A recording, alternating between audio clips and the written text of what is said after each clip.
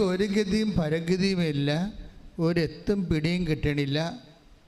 മുമ്പിൽ കേവോസ് ആണെന്ന് വിചാരിക്കുക. കേവോസ് എന്ന് പറയുന്നത് എന്താ? അതായത് ആദിഭൂമിയുടെ ഒരവസ്ഥയില്ലേ? ആദിഭൂമി, കർത്താവ് ആകാശം ഭൂമി സൃഷ്ടിച്ചു. ഭൂമി രൂപരഹിതമായിരുന്നു. ആഴത്തിൻ്റെ മീതെ അന്ധകാരം വ്യാപിച്ചിരുന്നു. അപ്പോൾ ആഴമുണ്ട്, അന്ധകാരമുണ്ട്, ഒരു സംഭവം കൊണ്ട് ജലം.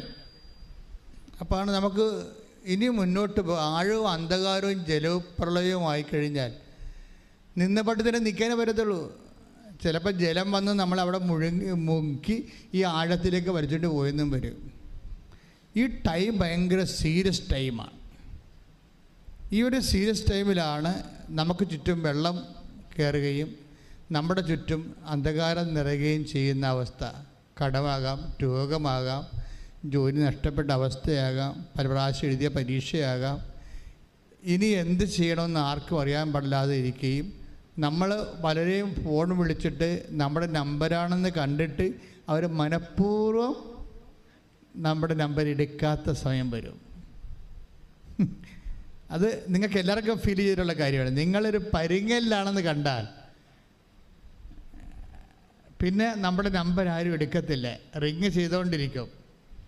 അപ്പം നമ്മൾ വിചാരിക്കും റിങ് ചെയ്യുന്നുണ്ട്, ആളില്ലാഞ്ഞിട്ടായിരിക്കുമെന്നല്ല. അങ്ങനെയല്ല, അയാളവിടെ ഉണ്ട്. നിങ്ങളുടെ നമ്പർ കാണാം അയാൾക്ക്. അയാൾ നമ്പർ കട്ട് ചെയ്താൽ നിങ്ങൾ അറിയാത്തതുകൊണ്ട് ന്യൂട്രായിട്ട് അയാൾ നിങ്ങളെ സ്കൂട്ട് ചെയ്യണമാണ് സംഭവം, ഒഴിവാക്കണത്. ഇതിനാണ് കേവോസ് എന്ന് പറയുന്നത്. നിങ്ങളുടെ ഏറ്റവും നിങ്ങൾ ആശ വെച്ചവരും പ്രതീക്ഷ വെച്ചവരും നിങ്ങളുടെ കോൾ എടുക്കാതിരിക്കുന്ന സമയത്തിനാണ് ആധുനിക ഭാഷയിൽ കേവോസ് എന്ന് പറയുന്നത്. ഇങ്ങനെ ഒരു സാഹചര്യത്തിലൂടെയാണ് നീ പോകുന്നതെങ്കിലും നിൻ്റെ കോള് ഏത് സമയത്തും എടുക്കുന്ന ഒരാളുണ്ട്. അയാളുമായിട്ടാണ് നമ്മൾ ഉടമ്പടി ചെയ്യാൻ വേണ്ടി വിളിക്കപ്പെട്ടിരിക്കുന്നതോ ഉടമ്പടിയിലായിരിക്കണത്. കൈയടിച്ച് ശ്രദ്ധിക്കട്ടെ. ഹല്ലേലൂയ, ഹല്ലേലൂയ, ഹല്ലേലൂയ, ഹല്ലേലൂയ, ഹല്ലേലൂയ. യേശുവേ നന്ദി, ഹല്ലേലൂയ.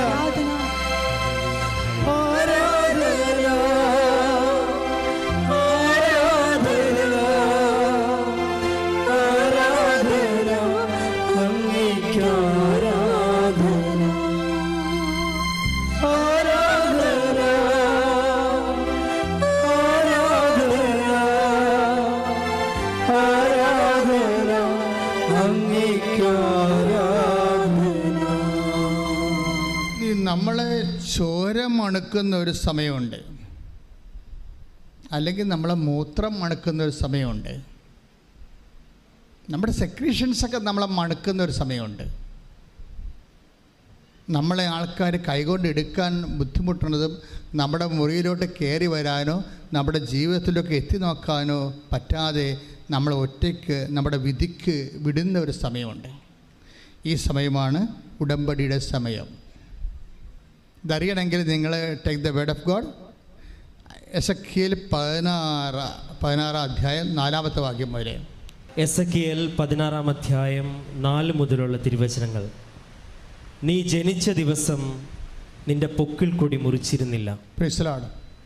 നിന്നെ കുളിപ്പിച്ച് ഒന്ന് ചിന്തിച്ചു നോക്കിക്കേ. നീ ജനിച്ച ദിവസം, നമ്മളെ ഇസ്രായേലിനെ കുറിച്ച് പറയണതാണ്. ദൈവത്തിൻ്റെ തിരഞ്ഞെടുക്കപ്പെട്ട എല്ലാ വിശ്വാസികളുടെയും പ്രതീകമാണ് ഇസ്രായേൽ. അറിയാമല്ലോ, ഇസ്രായേൽ എന്ന് പറയുമ്പോൾ ഒരു രാജ്യമല്ല, ദൈവത്തിൻ്റെ തിരഞ്ഞെടുക്കപ്പെട്ട ജനമെന്നാണ് അതിൻ്റെ അർത്ഥം. അത് ആരുമാകാം. ദൈവത്തിൻ്റെ സ്നേഹത്തിലേക്ക് വിളിക്കപ്പെട്ട, വിശ്വാസത്തിലേക്ക് വിളിക്കപ്പെട്ട എനിബഡി ഈസ് ഇസ്രായേൽ. അല്ല, നിങ്ങൾ പറയും ഇസ്രായേൽ അമേരിക്ക എന്ന് പറയരുത്. ഇസ്രായേൽ ബൈബിളിൽ വിശ്വാസി എന്ന അർത്ഥമേ ഉള്ളൂ. അപ്പോൾ വിശ്വാസി ജനിച്ച ദിവസം, വിശ്വാസം രൂപപ്പെട്ട് വരുന്ന, നമ്മളിൽ വിശ്വാസം രൂപപ്പെട്ട് വരുന്ന ഒരു സമയമില്ലേ. മേരി ചേച്ചി എന്ന് പറഞ്ഞൊരു ചേച്ചി ഈ ദിവസങ്ങളിൽ സാക്ഷ്യം പറഞ്ഞ്, മേരി ചേച്ചി പറഞ്ഞ ഇതാണ്: ഞാൻ വിശ്വാസത്തിലേക്ക് വന്നിട്ട് 7 വർഷമായി, പക്ഷേ എല്ലാവരും എന്നെ ഇട്ടേച്ച് പോയെന്ന്. വിശ്വാസത്തിലേക്ക് അവർ പുതുതായിട്ട് വന്നതാണ്. അതുകൊണ്ട് എൻ്റെ ആങ്ങളെ ഇട്ടേച്ചും പോയി, എൻ്റെ അപ്പ, എൻ്റെ ആങ്ങളുടെ ഭാര്യ പോലും ഞാൻ വീട്ടിൽ ചെന്നിട്ട് സംസാരിച്ചില്ല. ആങ്ങളുടെ ഭാര്യ പോലും ഞാൻ വീട്ടിൽ ചെന്നിട്ട് എൻ്റെ വീട്ടിലവരെന്നെ കയറ്റണില്ല. അതൊക്കെ വിശ്വാസം ഒരു ഇസ്രായേലായി മാറുമ്പോൾ വിശ്വാസം രൂപപ്പെട്ട് വരുമ്പോഴേ നമ്മുടെ ഉറ്റവരുടയവരൊക്കെ പതുക്കെ നമ്മളെ ഇങ്ങനെ അവോയ്ഡ് ചെയ്ത് കളയും. എന്നിട്ട് എന്തിനാണ് ഈ മേരിച്ചേച്ചി എന്തിനാണ് ഇവരുടെ വീട്ടിൽ അവർ കയറ്റത്തില്ലായിരുന്നു? അവർ കയറ്റാതിരുന്നിട്ടും ഇവരെന്തിനാ ചെന്നതെന്നറിയാവോ? ഇവരുടെ അമ്മ കിടപ്പായി പോയായിരുന്നു. അമ്മയെ കാണിക്കത്തില്ലായിരുന്നു ഇവരെ. വൈരാഗ്യം കൊണ്ടേ സ്വന്തം അമ്മയെപ്പോലെ ഇവരെ കാണിക്കത്തില്ലായിരുന്നു. എങ്കിലും ഇവർക്ക് തോന്നി അമ്മയെ ഒന്ന് പോയി കാണാം. അമ്മ കിടപ്പായി പോയി, അനങ്ങാൻ പാടില്ല, അമ്മയ്ക്ക് എഴുന്നേക്കാൻ പാടില്ല. ബാത്റൂമിൽ തന്നെ പിടിച്ചു കൊണ്ടുപോയാൽ മാത്രമേ ബാത്റൂമിൽ പോകാൻ പറ്റത്തുള്ളൂ. അപ്പോൾ അമ്മയെ കാണാൻ പോയപ്പോൾ നിങ്ങളെല്ലാവരും മനസ്സിലാക്കേണ്ട ഒരു സത്യമുണ്ട് എൻ്റെ അകത്ത്. അതായത് ഈ ദിവസങ്ങൾ വരുന്ന സാക്ഷ്യത്തിൻ്റെ ഒരു രീതിയുണ്ട്. ആ സാക്ഷ്യത്തിൻ്റെ രീതി എന്ന് പറയുന്നത്, ഇപ്പോൾ തന്നെ കൊല്ലത്ത് നിന്ന് ജിബി ആൻ്റണി ഒരു സാക്ഷ്യം പറഞ്ഞു. അപ്പോൾ അവർ ഉന്നയിച്ചൊരു വിഷയമുണ്ട്.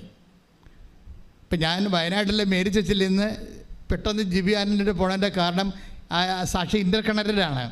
ഈ ജിബി ആൻ്റണി ഉന്നയിച്ചൊരു പ്രശ്നം, അവർ ഉടമ്പടി എടുത്ത് കഴിഞ്ഞപ്പോൾ അവരുടെ ഭർത്താവ് ഓട്ടോറിക്ഷക്കാരായിരുന്നു. അയാൾക്ക് ഓട്ടം ആൾക്കാർ വിളിച്ച് കൂടുതൽ പരിചയമില്ലാത്തവരൊക്കെ ഓട്ടം വിളിച്ചു കൊടുക്കാൻ തുടങ്ങി. പിന്നെ അയാൾ ഗൾഫിലേക്ക് പോകാൻ മാതാവ് ഇടപെട്ടു. പക്ഷേ അവിടെ മകന് ഡെങ്കുപ്പനി വന്ന് കൗണ്ട് കുറഞ്ഞ് ആശുപത്രി കൊണ്ടുപോയപ്പോൾ കൗണ്ട് കുറഞ്ഞ്.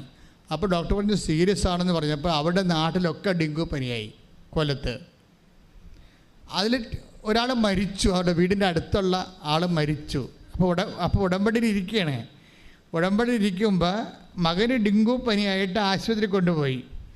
ആർക്കതിന് ആശുപത്രി കൊണ്ടുപോകാൻ കാശൊന്നുമില്ല.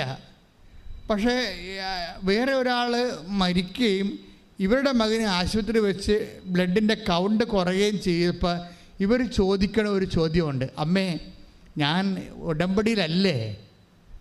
അതാ എൻ്റെ ഉടമ്പടി നീ സ്വീകരിച്ചിട്ടില്ലേ? ഞാൻ ഉടമ്പടി എടുത്തതാണല്ലോ.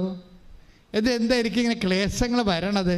അയ്യോ, ഇത് ഒരു 10,000 മനുഷ്യർ ചോദിക്കുന്ന ചോദ്യമാണ് അല്ലേ? ഉടമ്പടി എടുത്തു കഴിയുമ്പോൾ നമ്മുടെ വീട്ടിൽ നമ്മൾ പ്രതീക്ഷിക്കാത്ത എന്തെങ്കിലും സംഭവിക്കുമ്പോൾ നമ്മൾ ഓർക്കും, അയ്യോ നമ്മൾ ഉടമ്പടി എടുത്തതാണല്ലോ. ആൾക്കാരെല്ലാം ഉടമ്പടി എടുക്കുമ്പോൾ പറഞ്ഞത് എന്താണ്? ഇനി നമുക്ക് അമ്മ ഉണ്ട്, പേടിക്കേണ്ടെന്നല്ലേ പറയണത്. ഇനി നമുക്ക് അമ്മയുണ്ട്, പേടിക്കേണ്ടെന്നല്ലാണ് എല്ലാവരും പറയണത്. അപ്പോൾ ഇവർ പറഞ്ഞ അമ്മ ഞങ്ങളുടെ കൂടെ ഇല്ലേ? പിന്നെ എന്താ ഞങ്ങൾക്ക് ഇങ്ങനെയൊക്കെ സംഭവിക്കണത്? ഇപ്പോൾ എൻ്റെ ഭർത്താവും പോയി, വരുമാനവും ഇല്ല, ഈ കുഞ്ഞിനെ ചികിത്സിക്കാനും പറ്റണില്ല, ഞാനിങ്ങനെ ഒറ്റക്കായി, മുമ്പത്തേക്കാൾ കഷ്ടമായല്ലോ ഉടമ്പടി എടുത്തിട്ട്. അപ്പോൾ ദൈവം എന്നിലില്ലേ എന്നാണ് ഇവർ ചോദിക്കേണ്ടത്. അമ്മ ഞങ്ങളുടെ കൂടെ ഇല്ലേ എന്നാണ് ചോദിക്കേണ്ടത്. അപ്പം അമ്മ ഞങ്ങളുടെ കൂടെ ഇല്ലേ എന്ന് ചോദിക്കുമ്പോൾ ആ സമയത്ത് ആശുപത്രിയിൽ വേറെ ഒരു ചേടത്തി ഹോസ്പിറ്റലിൽ വന്ന്, അവിടെ ബൈ ചാൻസായിട്ട് വന്നതാണ്, അത് മാതാവൊന്നുമല്ല, ചുമ്മാ ഒരു കോയിൻസിഡൻസ് സംഭവിച്ചതാണ്. അപ്പോഴുടനെ ഈ വന്ന അപരിചിതയായ ചേച്ചി ഇവരോട് ചോദിച്ചു, ആരോടാ? ജോബി ആൻ്റണിയോട് ചോദിച്ചു, നിങ്ങൾ ഉടമ്പടി എടുത്താണല്ലേ എന്ന് ചോദിച്ചു. അപ്പോൾ എടുത്തതാണെന്ന് പറഞ്ഞു. എന്താ കാര്യം? ഇവിടെ കാശ് രൂപം കണ്ടിട്ടാണ് അവർ ചോദിച്ചത്. ഇപ്പോൾ ആൾക്കാർ ഉടമ്പടിക്കാരെല്ലാം തമ്മിൽ തിരിച്ചറിയണത് അവിടെ കാശ് രൂപം ഉള്ളത് കൊണ്ടാണ് തിരിച്ചറിയണത്. അപ്പോൾ അവർ ചിലരൊക്കെ തമ്മിൽ തിരിച്ചറിഞ്ഞാൽ കൂടെ നിന്ന് അവരുടെ വിഷയത്തിന് ഉടമ്പടിക്കാരെല്ലാം കൂടിയിട്ട് ഒരുമിച്ച് പ്രാർത്ഥിക്കും. കാര്യം അവരെല്ലാവരും ഉടമ്പടിയിലാണല്ലോ. അപ്പോൾ നിങ്ങൾ തീഷ്ണമായിട്ട് ഉടമ്പടിയിലായിട്ടുള്ളവരാണെങ്കിൽ, നിങ്ങളിതുപോലെ ഒരു അപരിചിതരാണെങ്കിലും ഒരുമിച്ച് പ്രാർത്ഥിക്കാൻ അവസരം കിട്ടിയാൽ പ്രാർത്ഥിക്കുന്നത് ശരിക്കും അപ്പോഴും നിങ്ങളുടെ വിഷയങ്ങൾക്കെല്ലാം ദൈവികമായ ഇടപെടലുണ്ടാകും. അത് അടയാളം തന്നെയാണ്. അപ്പോഴുടനെ ഇവർ ഈ ജോബി ആൻ്റണി പറഞ്ഞു, ഞാൻ ഉടമ്പടി എടുത്തതാണ്. അപ്പോൾ ഈ വന്ന അപരിചിത പറഞ്ഞു, എനിക്ക് ഒന്ന് അവിടെ പോയാൽ കൊള്ളാമെന്നുണ്ട്, പക്ഷെ പറ്റണില്ല എന്ന് പറഞ്ഞ്. എന്നിട്ട് പറഞ്ഞ് എൻ്റെ കൈ, അപ്പോൾ അവർ എന്തിനാണ് പോണത്? അത് എൻ്റെ കൈ പൊങ്ങണില്ല, കുറേ മാസങ്ങളായിട്ട് ഇത് പൊക്കിയിട്ടൊരു ജോലി നടക്കണില്ല, കൈ തളർന്നു പോയി. അപ്പോൾ ഉടനെ ഈ ജോബി ആൻ്റണി എന്ത് ചെയ്തെറിയോ? ഉടനെ പറയും, നിങ്ങൾ സമയം കിട്ടുമ്പോൾ പോവുക, ഇപ്പം മാതാവ് നിങ്ങളെ സഹായിക്കുമെന്ന് പറഞ്ഞു. എന്നിട്ട് ഇവിടെ കയ്യിരുന്ന ഉടമ്പടി തൈലം ആശുപത്രി വെച്ചിട്ട് ഈ തളർന്നുപോയ കയ്യിൽ അവർ പെരട്ടി വിശ്വാസ പ്രമാണം ചൊല്ലിക്കൊടുത്ത്. വിശ്വാസ പ്രമാണം ചൊല്ലി പെരട്ടി കഴിഞ്ഞപ്പോൾ തന്നെ ഈ കൈ പടേന്ന് പൊങ്ങി ഇങ്ങനെയുണ്ട്. അപ്പോഴെന്ത് സംഭവിച്ചു കഴിഞ്ഞാൽ ഇവിടെ ചോദിച്ചൊരു ചോദ്യമില്ലേ, ആര് ഡെങ്കു ആയിട്ട് മകനെ കൊണ്ടുവന്ന് ആശുപത്രി ഇട്ടേച്ച് മാതാവിനോട് ചോദിച്ചില്ലേ, മാതാവ് ഞങ്ങൾ ഉടമ്പടിയിലല്ലേ, അതാണ് എൻ്റെ ഉടമ്പടി നീ സ്വീകരിച്ചില്ലേ, അപ്പം നീ ഞങ്ങളെ വിട്ടു പോയോ എന്ന് ചോദിച്ചതിന് മറുപടിയാണ് ഇവരെ കൊണ്ടുവന്നിരിക്കുന്നത്. അപ്പം നിങ്ങൾ ചങ്ക് പറഞ്ഞ് മാതാവിനോട് ചോദിച്ചാൽ അപ്പോൾ ആൻസർ ചെയ്യും. അപ്പോൾ ആൻസർ ചെയ്യണമല്ല ഈ സാക്ഷ്യത്തിൻ്റെ ഒരു ഹൈലൈറ്റ് എന്ന് പറയുന്നത്, അതല്ല. എല്ലാവരും ഇതുപോലെ നിങ്ങൾ പത്രം കൊടുക്കുന്നുണ്ട്. എന്തിനാണ് പത്രം കൊടുക്കുന്നത്? ക്രിസ്തുവിനെ ലോകം അറിയാൻ വേണ്ടിയാണല്ലേ. പക്ഷെ നിങ്ങളുടെ കയ്യിൽ കുറേ ആയുധങ്ങളുണ്ട്. ഉപ്പുണ്ട്, അതുപോലെ തന്നെ ചിലത്, അതുപോലെ തന്നെ ഉടമ്പടി തൈലമുണ്ട്. ഇപ്പോൾ ഈ വയനാട്ടിലത്തെ മേരി ചേച്ചി എന്താ ചെയ്യുന്നറിയാമോ? മേരി ചേച്ചിയുടെ സാക്ഷ്യം എന്ന് പറയുന്നത് രസമാണ്. അതായത് എനിക്ക് തോന്നുന്നത് ഈ ആൾക്കാർ ഇപ്പോഴും ചെയ്തുകൊണ്ടിരിക്കുന്നത് അവർ തന്നെ വിശ്വാസത്തിൽ എംപവറായിട്ട് മറ്റുള്ളവരെ വിശ്വാസത്തിലേക്ക് കൊണ്ടുവരികയും നിങ്ങളുടെ വാല്യൂ കൂടാൻ, ദൈവദൃശ്യത്തിൽ നിങ്ങളുടെ വാല്യൂ കൂടാനുള്ള ഏറ്റവും വലിയ മാർഗം അതാണ്. കാര്യം മറ്റുള്ളവരെ വിശ്വാസത്തിലേക്ക്, അവരെ മതം മാറ്റുകയല്ല, ക്രിസ്തുവിൽ അവർക്ക് ആശ്വാസവും ആത്മശക്തിയും ലഭിച്ച് അവർ നിലനിൽപ്പ് കിട്ടണം. അവർക്ക് നിലനിൽപ്പ് കിട്ടണം.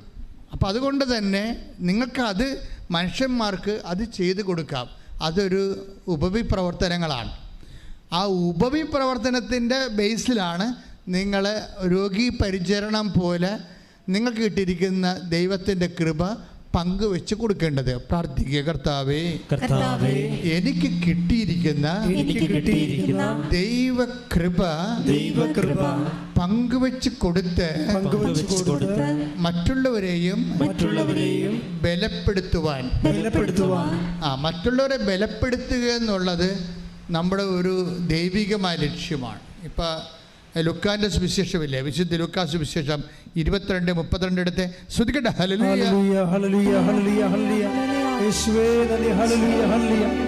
ലൂക്കാ എഴുതിയ സുവിശേഷം 22-ാം അധ്യായം 32-ാമത്തെ വാക്യം. ലൂക്കാ 22:32. എന്നാൽ നിന്റെ വിശ്വാസം ക്ഷയിക്കാതിരിക്കാൻ ഞാൻ നിനക്ക് വേണ്ടി പ്രാർത്ഥിച്ചു. നീ തിരിച്ചു വന്ന് നിന്റെ സഹോദരരെ ശക്തിപ്പെടുത്തണം. സഹോദരങ്ങളെ ശക്തിപ്പെടുത്തുക, അത് ഒരു വിശ്വാസിയുടെ അടിസ്ഥാനപരമായ ലക്ഷ്യമാണ്. അത് ആരുമാകാം. പ്രയാസത്തിലിരിക്കുന്ന എല്ലാവരും നമ്മുടെ സഹോദരങ്ങളാണ്. ക്രിസ്തുവിൽ നമ്മുടെ പ്രയാസത്തിലിരിക്കുന്ന എല്ലാവരും ക്രിസ്തുവിൽ നമ്മുടെ സഹോദരങ്ങളാണ്. അപ്പോൾ എപ്പോഴും ചെയ്യണത് എന്താണ്? നമ്മളുടെ സങ്കടം. ഇപ്പോൾ ജോബിയാനെ പറയുന്നത് എന്താണ്? ഞാൻ ഉടമ്പടി എടുത്തിട്ട് എൻ്റെ മകന് ഡെങ്കു വന്നല്ലോ, അവന് ഒരു ഫ്രൂട്ട്സ് വാങ്ങിച്ചു കൊടുക്കാൻ പോലും എൻ്റെ കാശിലല്ലോ, എൻ്റെ ഭർത്താവ് നാട്ടിലില്ലല്ലോ, ഞാൻ ഒറ്റക്കാണല്ലോ, എൻ്റെ ഉടമ്പടി എടുത്തിട്ട് എനിക്ക് സങ്കടമാണല്ലോ എന്നാണ് നമുക്കപ്പോൾ ഇതിങ്ങനെ ഇങ്ങനെ കിടക്കുന്ന ആൾ. എന്നിട്ട് കർത്താവ് എന്താ പറയണത്? നീ നിരാശയിൽ നീ കിടക്കരുത്, ഉടമ്പടി എടുത്ത ആൾ നിരാശയിൽ കിടക്കരുത്. എന്താണ്? നീ തിരിച്ചു വരണമെന്ന്. മനസ്സിലായില്ലേ? പത്രോസിനോട് കർത്താവ് പറയണം, നീ തിരിച്ചു വരണം. അതാണ് ലൂക്കാ 22:32. നീ തിരിച്ചു വന്നാൽ മാത്രം പോരാ, എന്ത് ചെയ്യണം? നിൻ്റെ സഹോദരനെ ബലപ്പെടുത്തണം. ഒന്ന് പ്രാർത്ഥിച്ചേ. കർത്താവേ, ഉടമ്പടിയുടെ വലിയ സ്വർഗീയ ബലം ആത്മശക്തി എന്നിൽ അഭിഷേകമാകാൻ എന്റെ വിശ്വാസം മറ്റുള്ളവരെ ആശ്വസിപ്പിക്കുവാൻ സ്വർഗത്തിന്റെ സുവിശേഷത്തിന്റെ ഉപകരണമാക്കാൻ മറ്റുള്ളവരെ ബലപ്പെടുത്താൻ എന്നെ സുവിശേഷത്തിന്റെ ഉപകരണമാക്കണമേ. സ്തുതിക്കട്ടെ.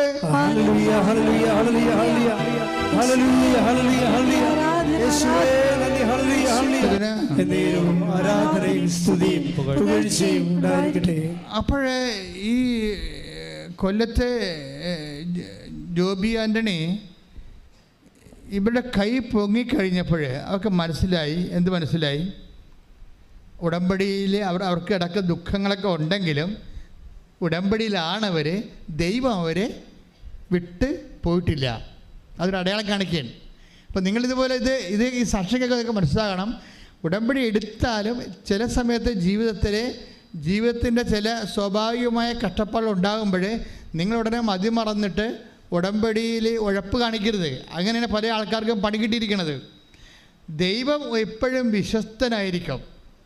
അതായത് ഇപ്പം തിമോത്തി 2 പറയുന്ന പോലെ, ഇപ്പം 2:20 എടുത്ത്, അതായത് നമ്മൾ അവിശ്വസ്തനായിരുന്നാലും ദൈവം വിശ്വസ്തനായിട്ട് തുടരും. ശ്രദ്ധിക്കട്ടെ. ഹല്ലേലൂയ ഹല്ലേലൂയ ഹല്ലേലൂയ ഹല്ലേലൂയ യേശുവേ നന്ദി. ഹല്ലേലൂയ ഹല്ലേലൂയ ഹല്ലേലൂയ ഹല്ലേലൂയ ഹല്ലേലൂയ ഹല്ലേലൂയ യേശുവേ സ്തുതി. ഹല്ലേലൂയ ഹല്ലേലൂയ ഹല്ലേലൂയ ഹല്ലേലൂയ ഹല്ലേലൂയ യേശുവേ നന്ദി. ഹല്ലേലൂയ ഹല്ലേലൂയ ഹല്ലേലൂയ ഹല്ലേലൂയ. 2 തിമോത്തി 2-ാം-അധ്യായം 13-ാമത്തെ വാക്യം. നാം അവിശ്വസ്തരായിരുന്നാലും പറഞ്ഞേ, നാം അവിശ്വസ്തരായിരുന്നാലും അവൻ വിശ്വസ്തനായിരിക്കും. ഇത് ഉടമ്പടിക്കാരെല്ലാം മനസ്സിലാക്കേണ്ട സംഭവമാണ്. അല്ല ജോബിയാനിയെപ്പോലെ പെട്ടെന്ന് എന്തെങ്കിലും ഒരു സംഭവം നടക്കുമ്പോൾ തന്നെ ദൈവം എന്നെ കൈവിട്ടെന്നും പറഞ്ഞ് കണ്ണാക്കേണ്ടത്. ദൈവം സ്റ്റാറ്റസ് കീപ്പ് ചെയ്യും. നമ്മളാണ് ഇത്. നമ്മളോട് പറയും നീ തിരിച്ചു വരാൻ പറയും. ദൈവമല്ല തിരിച്ചു വരേണ്ടത്. ലുക്ക 22:32 എഴുതിയിരിക്കുന്നത് എന്താണ്? ദൈവമല്ല തിരിച്ചു വരേണ്ടത്, പിന്നെന്താണ്? നീ തിരിച്ചു വരണം. നീ തിരിച്ചു വന്നിട്ട് എന്ത് ചെയ്യണം? നീ ബലപ്പെടാൻ വേണ്ടി മറ്റുള്ളവരെ ബലപ്പെടുത്തണം. മനസ്സിലായില്ലേ? ഇപ്പം നിങ്ങൾ ഉടമ്പടിയിൽ ഒരു വീണ് പോയെങ്കിലും നീ ദൈവമല്ല തിരിച്ചു വരണം. ദൈവം അവിടെ വിശ്വസ്തനായിട്ടുണ്ട്. നമ്മൾ തിരിച്ചു വരണം. തിരിച്ചു വന്നിട്ട് എന്ത് ചെയ്യണം? മറ്റുള്ളവരെ തിരിച്ചു വരിക എന്ന് വെച്ചിട്ട് എന്തിനാ? തിരിച്ചു വന്നിട്ട് നമ്മൾ പ്രാർത്ഥിച്ചുകൊണ്ട് ഇരുട്ടുമുറിയിരിക്കുകയല്ല.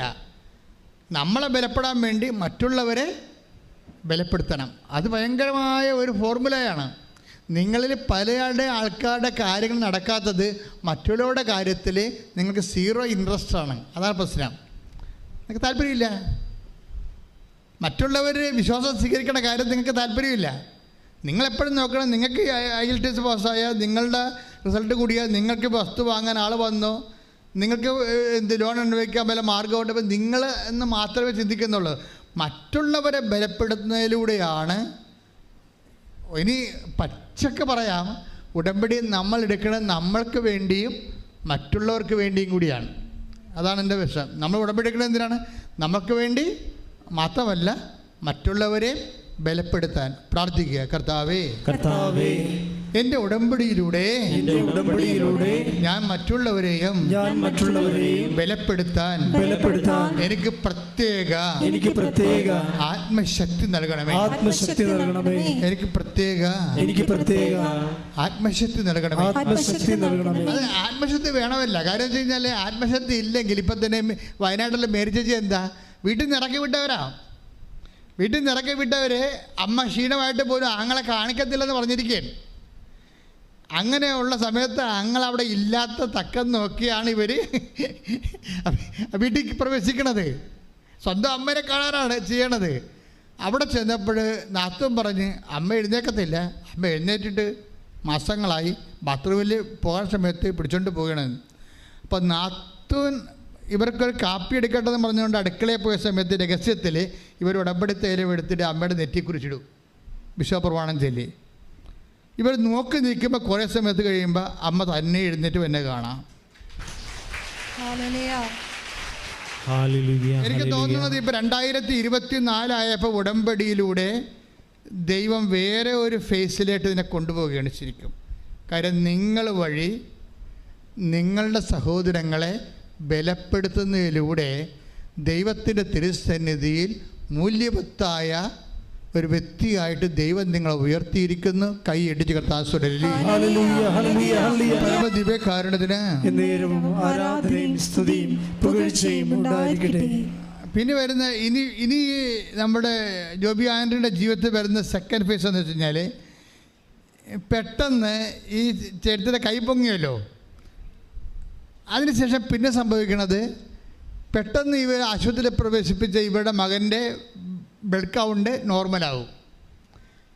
അപ്പോൾ തന്നെ അവൻ അവിടെ നിന്ന് അവനെ ആശുപത്രിയിൽ നിന്ന് ഡിസ്മിസ് ചെയ്യും. അച്ഛാ പെട്ടെന്ന് ഈ സംഭവം ദാറ്റ് മീൻസ് അപ്പോൾ എന്തിനു വേണ്ടിയാണ് ഈ ഡെങ്കു വന്ന് ഈ മകനെ കൊണ്ടുപോയെന്ന് ചോദിച്ചു കഴിഞ്ഞാൽ, ഒന്ന്, നിന്നിൽ നിക്ഷേപിച്ചിരിക്കുന്ന ശക്തി ഉടമ്പടിയിലൂടെ ഞാൻ തിരിച്ചെടുത്തിട്ടില്ല. It is there. നീ തെറ്റിദ്ധരിച്ചിരിക്കുന്നതാണ്, നിനക്കിപ്പോഴും നീ ഉടമ്പടിയിലാണ് എന്ന് പറയാൻ വേണ്ടിയാണ് ഈ ഡെമോൺസ്ട്രേഷൻ വരണത്. ഇതൊരു ഡെമോൺസ്ട്രേഷനാണ്, കവനന്റ് ഡെമോൺസ്ട്രേഷൻ. എന്താ അതിനുശേഷം ഇവർ വീട്ടിൽ പോകും. വീട്ടിൽ പോയപ്പോൾ വേറെ കാലാവസ്ഥ വന്ന് മകനെയും കൊണ്ട് വീട്ടിൽ പോയി. മകനെയും കൊണ്ട് വീട്ടിൽ പോയി പിറ്റേ ദിവസം ഇവർക്ക് ഡെങ്കുവായി സംഭവം. അതായത് ഒരു സ്റ്റോറി പോണ പോക്കുണ്ടല്ലേ. അപ്പോൾ ഇവർക്ക് നമുക്കറിയാലോ, നമ്മുടെ ബോഡിയെ തൊട്ട് കഴിഞ്ഞാൽ നമുക്ക് എല്ലാവരുടെ കാര്യവും നമ്മൾ അന്വേഷിക്കുകയും തിരക്കുകയും പറയുകയും ഒക്കെ ചെയ്യും. പക്ഷേ നമ്മുടെ ബോഡിയെ എന്തെങ്കിലും തൊട്ട് കഴിഞ്ഞാൽ പിന്നെ നമ്മൾ ആരുടെ കാര്യവും അന്വേഷിക്കത്തില്ല. ഒരു കൊതുക് പറഞ്ഞാൽ പോലും നമ്മൾ അതിനെ തന്തക്ക് വിളിക്കും. അല്ല, ആൾക്കാർക്ക് പനി കയറി കഴിഞ്ഞാലേ ആൾക്കാരുടെയൊക്കെ സ്വഭാവമല്ല, അടുക്കത്തില്ല.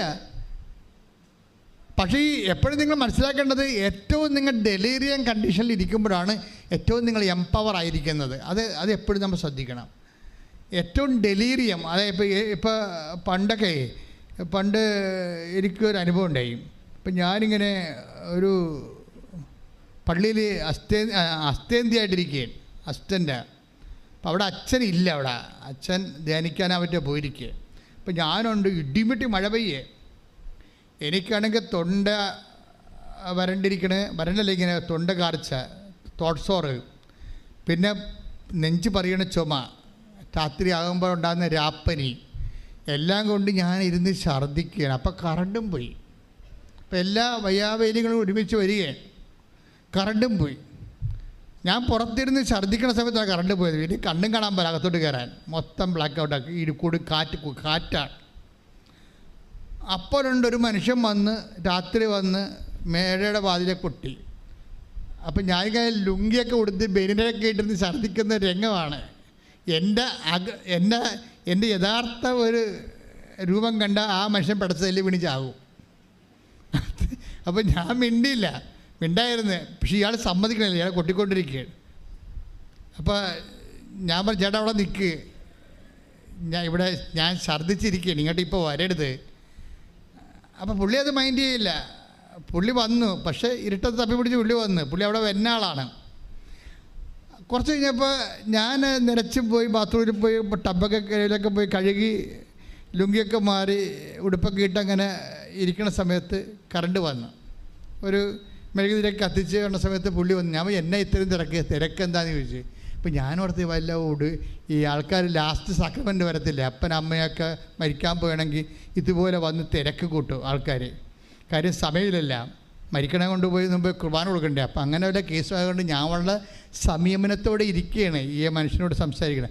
അപ്പോൾ പറഞ്ഞു, എൻ്റെ അച്ഛ, എന്നുവെച്ചാൽ ഞങ്ങൾ 40 പേര് വള്ളത്തിൽ പോയിട്ട് ഇപ്പോൾ 2 ആഴ്ചയായിട്ട് ഒരു കരിനന്ദം പോയി, നന്ദനം എന്ന് പറയാൻ മനസ്സിലാവില്ല നിങ്ങൾക്ക്, മീന്, അത് കരിനന്ദം വെച്ചാൽ കടപ്പുറത്ത് ഒന്നുമില്ലെങ്കിൽ ചെറിയ നന്ദം കിട്ടണ കാലം ഉണ്ടായിരുന്നു. അതും കിട്ടണില്ലെന്ന് പറയും. അപ്പോൾ എല്ലാവരും പട്ടിണിയാണെന്ന് പറയും. അപ്പോഴേ ഒന്നെങ്കിൽ ഞാൻ അവിടെ പോയി വെഞ്ചരിച്ച് കൊടുക്കണം രാത്രി. അവിടെയൊക്കെ ഇരിക്കുമ്പോൾ അങ്ങനെയാണ് എൻ്റെ രീതികൾ. മിക്കവാറും അച്ഛന്മാർ പോകും. അപ്പോൾ ഞാൻ പറഞ്ഞു, ചേട്ടാ എൻ്റെ വശകേടാണ്, ഞാൻ ആരെങ്കിലും നാളെ രാവിലെ കുർബാനയ്ക്ക് ഒരു അച്ഛനൊക്കെ ഇട്ടിട്ടേ, നാളെ രാവിലെ കുർബാനയില്ലേ, രാത്രി അവിടെ നിന്ന് പോകണമെന്ന് എനിക്ക് ആഗ്രഹമുണ്ട്, അല്ലെങ്കിൽ ഞാൻ കിടന്ന കിടപ്പ് ശരിയാകത്തില്ല.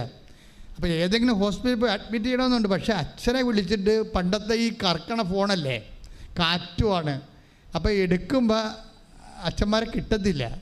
അപ്പോൾ അങ്ങനെ ഒരു അവസ്ഥയിൽ ഞാനിങ്ങനെ ഈ തളർന്ന് ഇതിമേ കുത്തി കറക്കിക്കൊണ്ടിരിക്കുകയാണ്. ഞാൻ ചേട്ടാ ഒരു അച്ഛനെ കിട്ടിയിട്ട് വേണം എനിക്ക് രാത്രി ഇവിടുന്ന് ആശുപത്രിയിൽ പോകാൻ, അതാണ് അവസ്ഥ. അപ്പോൾ അച്ഛൻ എന്നോട് പറഞ്ഞു, അച്ഛ എന്തെങ്കിലും ഒന്ന് വെഞ്ചരിച്ച് തരാൻ പറഞ്ഞു.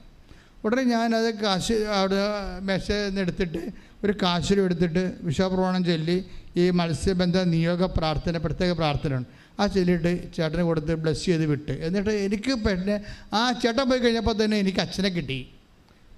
ലോണിൽ മറുപ കണ്ടുന്നൊരു അച്ഛനെ കൊച്ചിയിൽ നിന്ന് കിട്ടി.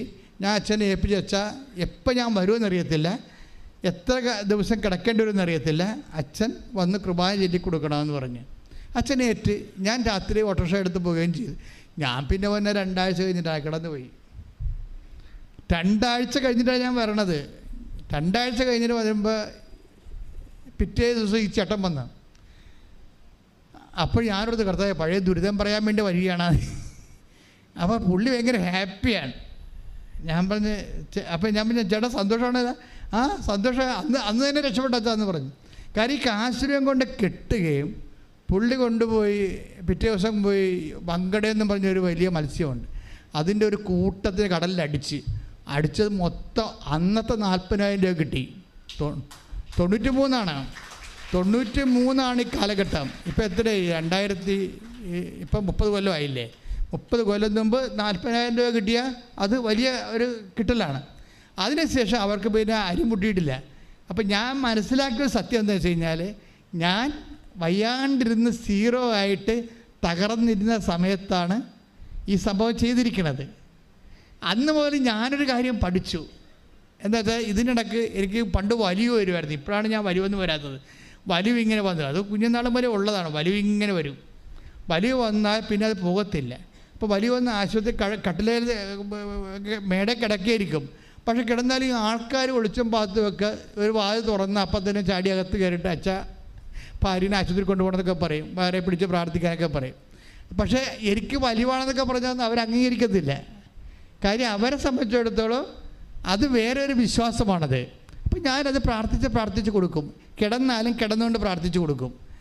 കാര്യം വെച്ച് കഴിഞ്ഞാൽ ഇതെന്താ പ്രശ്നം വെച്ച് കഴിഞ്ഞാൽ, നമ്മൾ എന്തുമാത്രം അവശരാകുന്നുവോ അത്രയും ഒരു ദൈവ വേലക്കാരൻ്റെ പവർ കൂടിക്കൊണ്ടിരിക്കും. വിശ്വാസിയുടെ ഒരു ഗുണം അതാണ്. അത് നിങ്ങളെപ്പോഴും നമ്മൾ ശ്രദ്ധിക്കണം. അതുകൊണ്ടാണ് വചനം പറയണത് ബലഹീനതയിലാണ് ദൈവത്തിൻ്റെ അതിന് 2 കൊരിന്ത്യർ 12:9 എടുത്ത് ശ്രദ്ധിക്കട്ടെ. ഹല്ലേലൂയ ഹല്ലേലൂയ ഹല്ലേലൂയ ഹല്ലേലൂയ യേശുവേ നന്ദി. ഹല്ലേലൂയ ഹല്ലേലൂയ ഹല്ലേലൂയ ഹല്ലേലൂയ ഹല്ലേലൂയ ഹല്ലേലൂയ ഹല്ലേലൂയ യേശുവേ സ്തുതി. ഹല്ലേലൂയ ഹല്ലേലൂയ ഹല്ലേലൂയ ഹല്ലേലൂയ ഹല്ലേലൂയ ഹല്ലേലൂയ ഹല്ലേലൂയ. 2 കൊരിന്തോസ് 12:9 എന്നാൽ അവിടുന്ന് എന്നോട് അരുൾ ചെയ്തു. പറഞ്ഞേ, എന്നാൽ അവിടുന്ന് എന്നോട് അരുൾ ചെയ്തു. ഏറ്റു പറഞ്ഞേ, എന്നാൽ അവിടുന്ന് എന്നോട് അരുൾ ചെയ്തു. നിനക്കെന്റെ കൃപ മതി, നിനക്കെന്റെ കൃപ മതി. എന്തെന്നാൽ ബലഹീനതയിലാണ് എന്റെ ശക്തി പൂർണ്ണമായി പ്രകടമാകുന്നത്. ഇതാണ് വെച്ചാല് എന്തെന്നാൽ പറഞ്ഞേ, എന്തെന്നാൽ നിനക്കെന്റെ കൃപ മതി. എന്താ പ്രോബ്ലം വെച്ചാൽ നമുക്ക് ചിലപ്പോൾ കടങ്ങളുണ്ടാകാം. ചിലപ്പോൾ നമ്മുടെ വീട് മൂന്ന് പറമ്പും ജപ്തി നടപടി വന്നിരിക്കുകയായിരിക്കാം. അപ്പോഴും ദൈവം പറയും മൈ ഗ്രേസ് നിൻ്റെ വീട് ചിലപ്പോൾ പോകുമായിരിക്കും, പക്ഷേ my grace is sufficient for you. ഇത് മനസ്സിലായി? ഇത് നിങ്ങൾ ഈ തന്ത്രം പഠിക്കണം. ഇതൊരു ഭയങ്കര, അതായത് ചിലപ്പോൾ നിൻ്റെ വീട് പോകുമായിരിക്കും, പക്ഷേ my grace is sufficient for you എന്ന് വെച്ചാൽ നിനക്കെൻ്റെ കൃപ മതിയാവും. കാര്യം ഇത്തരം 10,000 വീടുകൾ തിരിച്ചു തരാൻ കഴിവുള്ളതാണ് ദൈവത്തിൻ്റെ കൃപ. ആഴെ കൈയടിച്ച് ശ്രദ്ധിക്കട്ടെ.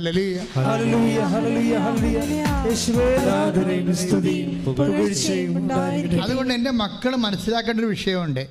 നിങ്ങളെ പ്രാർത്ഥിക്കേണ്ട സബ്ജക്റ്റ് ഞാൻ പറഞ്ഞുതരാം. നിങ്ങളെ പ്രാർത്ഥിക്കേണ്ടത് ക്ലേശകാലത്ത് മിനിമം കൃപ നിലനിർത്തി കിട്ടാൻ വേണ്ടി പ്രാർത്ഥിക്കണം. മനസ്സിലായില്ലേ? ക്ലേശകാലം എന്ന് പറഞ്ഞത് അത് ബിബ്ലിക്കലി സ്പീക്കിംഗ് ടെമ്പററി ടൈമാണത്. ഒരു കുറച്ച് കാലമേ ഉണ്ടാകത്തുള്ളത്, അതങ്ങനെ മാറിപ്പോവും. ദൈവം ഒരിക്കലും എപ്പോഴും നമ്മളിങ്ങനെ ഇട്ട് കഷ്ടപ്പെടുത്തതില്ല. ഇപ്പോൾ ഏത് ടൈം വരും, നിങ്ങളുടെ വിശ്വാസത്തെ ഉജ്ജ്വലിപ്പിക്കും, നിങ്ങളുടെ വിശ്വാസ കൈമാറ്റത്തെ പ്രജ്വലിപ്പിക്കും, എന്നിട്ട് അതിൻ്റെ ഡ്യൂട്ടി പൂർത്തിയാക്കിയിട്ട് ആ കാലം മാറിപ്പോവും. പിന്നെ നിങ്ങളുടെ എംപവറിങ്ങിൻ്റെ കാലം വരും. പക്ഷേ ഈ ക്ലേശകാലത്ത് മര്യാദയ്ക്ക് കൈകാര്യം ചെയ്യാൻ പറ്റുന്നില്ലെങ്കിൽ നമ്മൾ അവിശ്വസ്തരായിട്ട് മാറും. ഈ ക്ലേശകാലത്തിൻ്റെ ഉദ്ദേശം നമ്മുടെ ഫിഡലിറ്റി ചെക്ക് ചെയ്യുകയാണ്. നമ്മുടെ കപ്പാസിറ്റി, നമ്മളുടെ ഒരു ആധ്യാത്മിക കപ്പാസിറ്റി എപ്പോഴും ഇങ്ങനെ ചെക്ക് ചെയ്തുകൊണ്ടിരിക്കും. കാര്യം കൃപയെന്ന് പറഞ്ഞാൽ എന്താണ്? 2 കൊരിന്ത്യർ 12:9 അനുസരിച്ചുകൊണ്ട് ശക്തിയാണ്. ദൈവത്തിൻ്റെ ശക്തിയാണ്. ഈ ശക്തി ബൈബിളിലെ കപ്പാസിറ്റി എന്ന് പറയും, കഴിവാണ്. ദൈവം നോക്കുന്ന ഒരു മനുഷ്യൻ്റെ കഴിവ് എന്താണ്? അത് മസിൽ പവറാണോ, മണി പവറാണോ, പാർട്ടി പവറാണോ, അല്ലെങ്കിൽ അങ്ങനെയുള്ള പവറൊന്നും ദൈവം അംഗീകരിക്കണില്ല. കാര്യം എന്താണ്? അത് എപ്പോഴായാലും യൂസ് ആൻഡ് ത്രോയാണ്. പോകാതെ നിൽക്കണത് ഈ ഗ്രേസ് പവറാണ്. ഗ്രേസ് ഒരു പവറാണ്.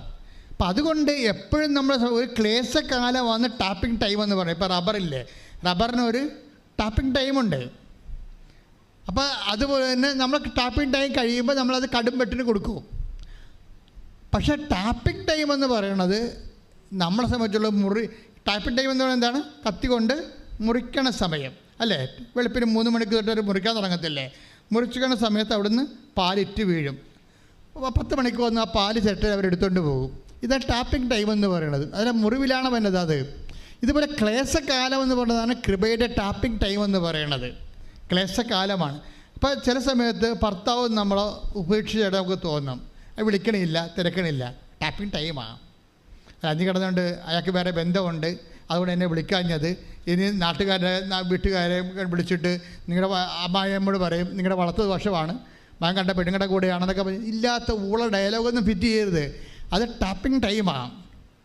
നിങ്ങൾ മൗനമായിട്ട് നിന്നുകൊണ്ട് ശാന്തമായി വിഷയത്തെ കർത്താവിന് സമർപ്പിച്ചിട്ട് കർത്താവിനെ കൊണ്ട് തന്നെ അത് കൈകാര്യം ചെയ്യിക്കണം. നിങ്ങളെ കൈകാര്യം ചെയ്യാൻ പോകരുത്.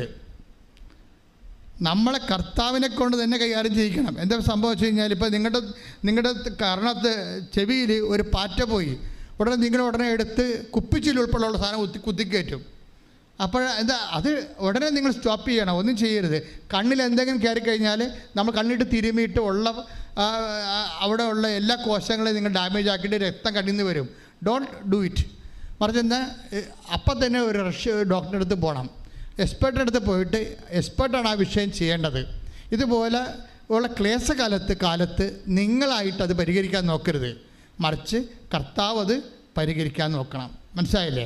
അതിന് നമ്മൾ മൗനം പാലിക്കണം, പ്രാർത്ഥിക്കുക. കർത്താവ് ദൈവമേ, ക്ലേശകാലത്തെ കൃപയുടെ ടാപ്പിംഗ് ടൈമിലെ അങ്ങേ അതിൻ്റെ അകത്ത് ആ വിഷയത്തില് ഉൾപ്പെടുത്തുവാൻ ദൈവത്താൽ ആ വിഷയം പരിഹരിക്കപ്പെടുവാൻ എനിക്ക് പ്രത്യേക ജ്ഞാനം നൽകണമേ.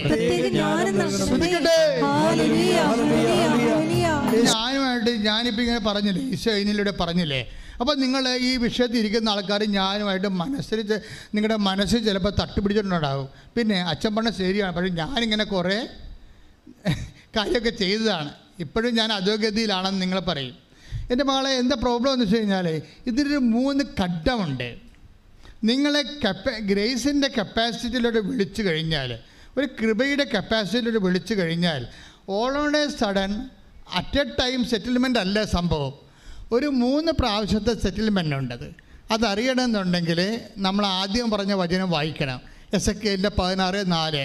അതായത് അതിൽ ഇതാണ്, ഒരു കുഞ്ഞ് പെറ്റ് ചോര പുരണ്ട് പൊക്കിൾക്കൊടി മുറിക്കാൻ പോലും ആരും ഇല്ലാതെ, ഉപ്പ് പെരട്ടാൻ ആരുമില്ല. ഉപ്പ് പെരട്ടാനത്ത് നമുക്ക് മനസ്സിലാകത്തില്ല, ബൈബിൾ ലാംഗ്വേജാണത്. അതായത് അവരുടെ കാലത്ത് ഇസ്രയേലിൽ ഈശോൻ്റെ കാലത്തും ഉണ്ടായിരുന്നു, ഇപ്പോഴും ഉണ്ടാവും അത്. അവിടെ വൈറ്റാട്ടിമാർ ചെയ്യുന്ന ഒരു സൂതികർമ്മമാണ്. എന്ന് വെച്ചാൽ ഉപ്പെടുത്തിട്ട് അവർ പൊക്കിൾക്കൊടി മുറിച്ചിട്ട് വയറ് മുഴുവനും ഇത് പെരട്ടും. ഇത് എന്തിനാണ് പെരട്ടണത്? ഈ കുഞ്ഞിൻ്റെ ഉള്ളിൽ ബോഡിയിൽ കുറേ വെള്ളം ഉണ്ടാകത്തില്ല, എക്സ്ട്രാ വെള്ളം, ആവശ്യമില്ലാത്ത വെള്ളമില്ലേ, ആ വെള്ളമെല്ലാം പുറത്തേക്ക് കളയാൻ വേണ്ടി പൊക്കിൾക്കൊടി മുറിച്ചിട്ട് അവർ ഉപ്പ് പെരട്ടും. എന്തുപ്പാണ് പെരട്ടണത്? ചാവ് കടലിലെ ഉപ്പാണ് പെരട്ടണത്. നമ്മുടെ ഇപ്പോൾ ഉപ്പല്ല, അത് ഉപ്പ് പാറയാണ്. അത് പൊടിച്ചെടുത്തിട്ട് എല്ലാ വീട്ടിലും കുറച്ചേ ഉണ്ടാകും. അതെടുത്തിട്ട് ഇങ്ങനെ ഗർഭസ്ഥ ശിശുവിനെ പെരട്ടും. അത് പരിചരണമാണ്. ഇപ്പം എന്താ ബൈബിൾ പറയണത്? നിന്നെ പെറ്റ കാലത്ത് വിശ്വാസിയുടെ ജീവിതം ആ ഇസ്രയേലാണ്. നീ വിശ്വാസം സ്വീകരിച്ച സമയത്ത്, വിശ്വാസം വളർന്ന കാലത്ത് നിൻ്റെ പൊക്കിൾക്കൊടി മുറിക്കാൻ ആരുമില്ലായിരുന്നോ? എന്നുവെച്ചാൽ ഒരു പ്രാഥമിക പരിചരണം പോലും തരാൻ നമുക്കാരുമില്ലാത്തൊരു സമയമുണ്ടാവും. ഈ ടൈമാണ് ടാപ്പിംഗ് ടൈം എന്ന് പറയുന്നത്. പ്രാഥമിക, അതായത് കായൻ ആബേലിനെ കൊന്നില്ലേ? അപ്പം കായനോട് ദൈവം ചോദിച്ചില്ലേ, എന്താണ് നിൻ്റെ മുഖം ഇങ്ങനെ വിങ്ങിയിരിക്കണമെന്ന് ചോദിച്ചില്ലേ? അവൻ കാണിച്ച നീച പാപമാണെങ്കിൽ പോലും നീചപാപിയുടെ മുഖം പോലും വാടുന്നത് സഹിക്കാത്തൊരു ദൈവത്തിൻ്റെ സന്നിധാനത്തിലാണ് നീ ഉടമ്പടി ചെയ്തിരിക്കുന്നത്. ശ്രുതികട്ടെ ഹല്ലേലൂയ. പറഞ്ഞില്ലേ? അപ്പം ഈ ഒരു ക്ലേശകാലത്തിന് ഒരു ഏറ്റവും കുറഞ്ഞത് ഒരു 3 ടൈമുണ്ട്. ഇപ്പം നീ ഒരു ഡൈവേഴ്സ്ഡ് ആയിട്ടുള്ള സിംഗിൾ ഒരു സ്പൗസ് ആണെന്ന് വിചാരിച്ചോ. നിൻ്റെ ഭർത്താവ് നിന്നെ വിളിക്കണില്ല, അല്ലെങ്കിൽ നിൻ്റെ ഭാര്യ നിന്നെ ഇട്ടിട്ട് പോയി, നിൻ്റെ കുഞ്ഞുങ്ങളെ അവൾ യൂറോപ്പിൽ പോയി, അവൾ നിൻ്റെ ഫോൺ എടുക്കണില്ല, ഒരു കാലഘട്ടമാണെന്ന് വിചാരിച്ചോ. അപ്പോൾ ഇങ്ങനെ പല കാര്യങ്ങൾ കഴിയുമ്പോൾ ചിലപ്പോൾ ഭാര്യ വീട്ടുകാർ നമ്മളോട് ഉടക്കമുണ്ടാകും. അപ്പോൾ പിന്നെ ചിലപ്പോൾ നിൻ്റെ കടക്കാർ നീയായിട്ട് ഉടക്കമുണ്ടാകും, ചിലപ്പോൾ നിൻ്റെ ഷെയർ ഹോൾഡേഴ്സ് ഇഷ്യൂ ഉണ്ടാകും. എൻ്റെ മക്കളെ, എൻ്റെ ദൈവവേദലെ, ഇങ്ങനെ ഉള്ള ഓരോ കാലഘട്ടത്തിലും നീ ഇപ്പം തന്നെ ഈ ജോബി ആൻ്റണി എന്താ, അവളുടെ മകൻ സുഖപ്പെട്ട് വീട്ടിൽ വന്നപ്പോൾ നമ്മൾ ഓർത്ത് തീർന്ന്, അവളുടെ കൂടെ കർത്താവ് പ്രവർത്തിച്ചല്ലോ. അപ്പോൾ ഒക്കെ മനസ്സിലായി, അവിടെ മകന് സുഖപ്പെട്ട്, അപ്പോൾ എല്ലാം ക്ലോസായി, ഇനിയിപ്പോൾ സന്തോഷമായെന്ന് വിചാരിച്ചാൽ വീട്ടിൽ വന്നപ്പോൾ ഉടനെ ഇവക്ക് ഡെങ്കു പനിയായി.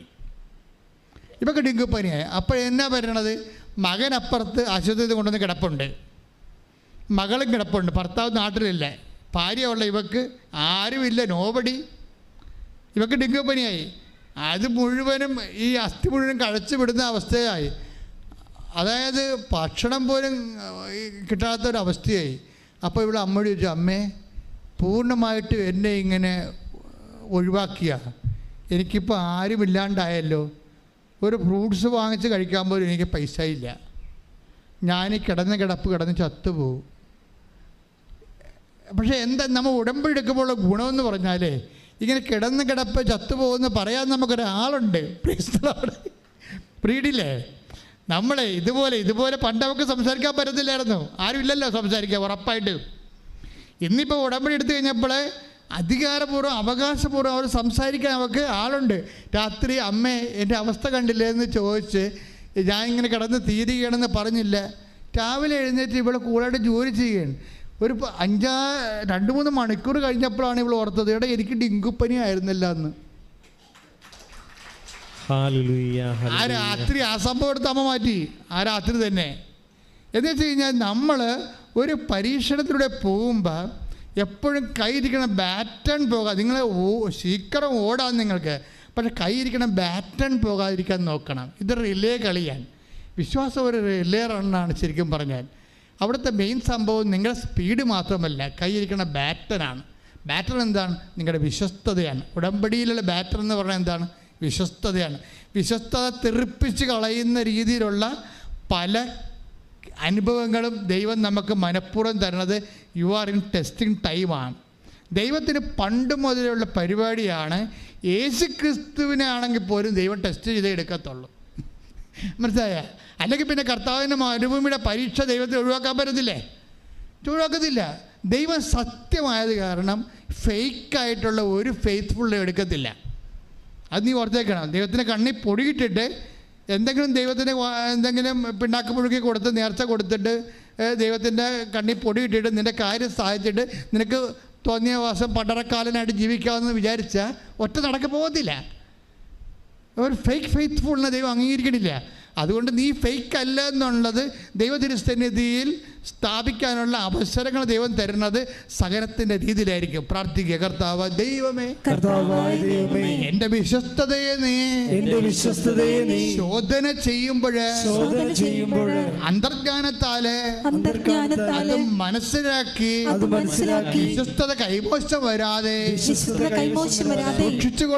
സൂക്ഷിച്ചുകൊണ്ട് ഉടമ്പടിയുടെ കൃപ പ്രാപിക്കാൻ എന്നെ സഹായിക്കണമേ. ഹല്ലേലൂയ, ഹല്ലേലൂയ, ഹല്ലേലൂയ,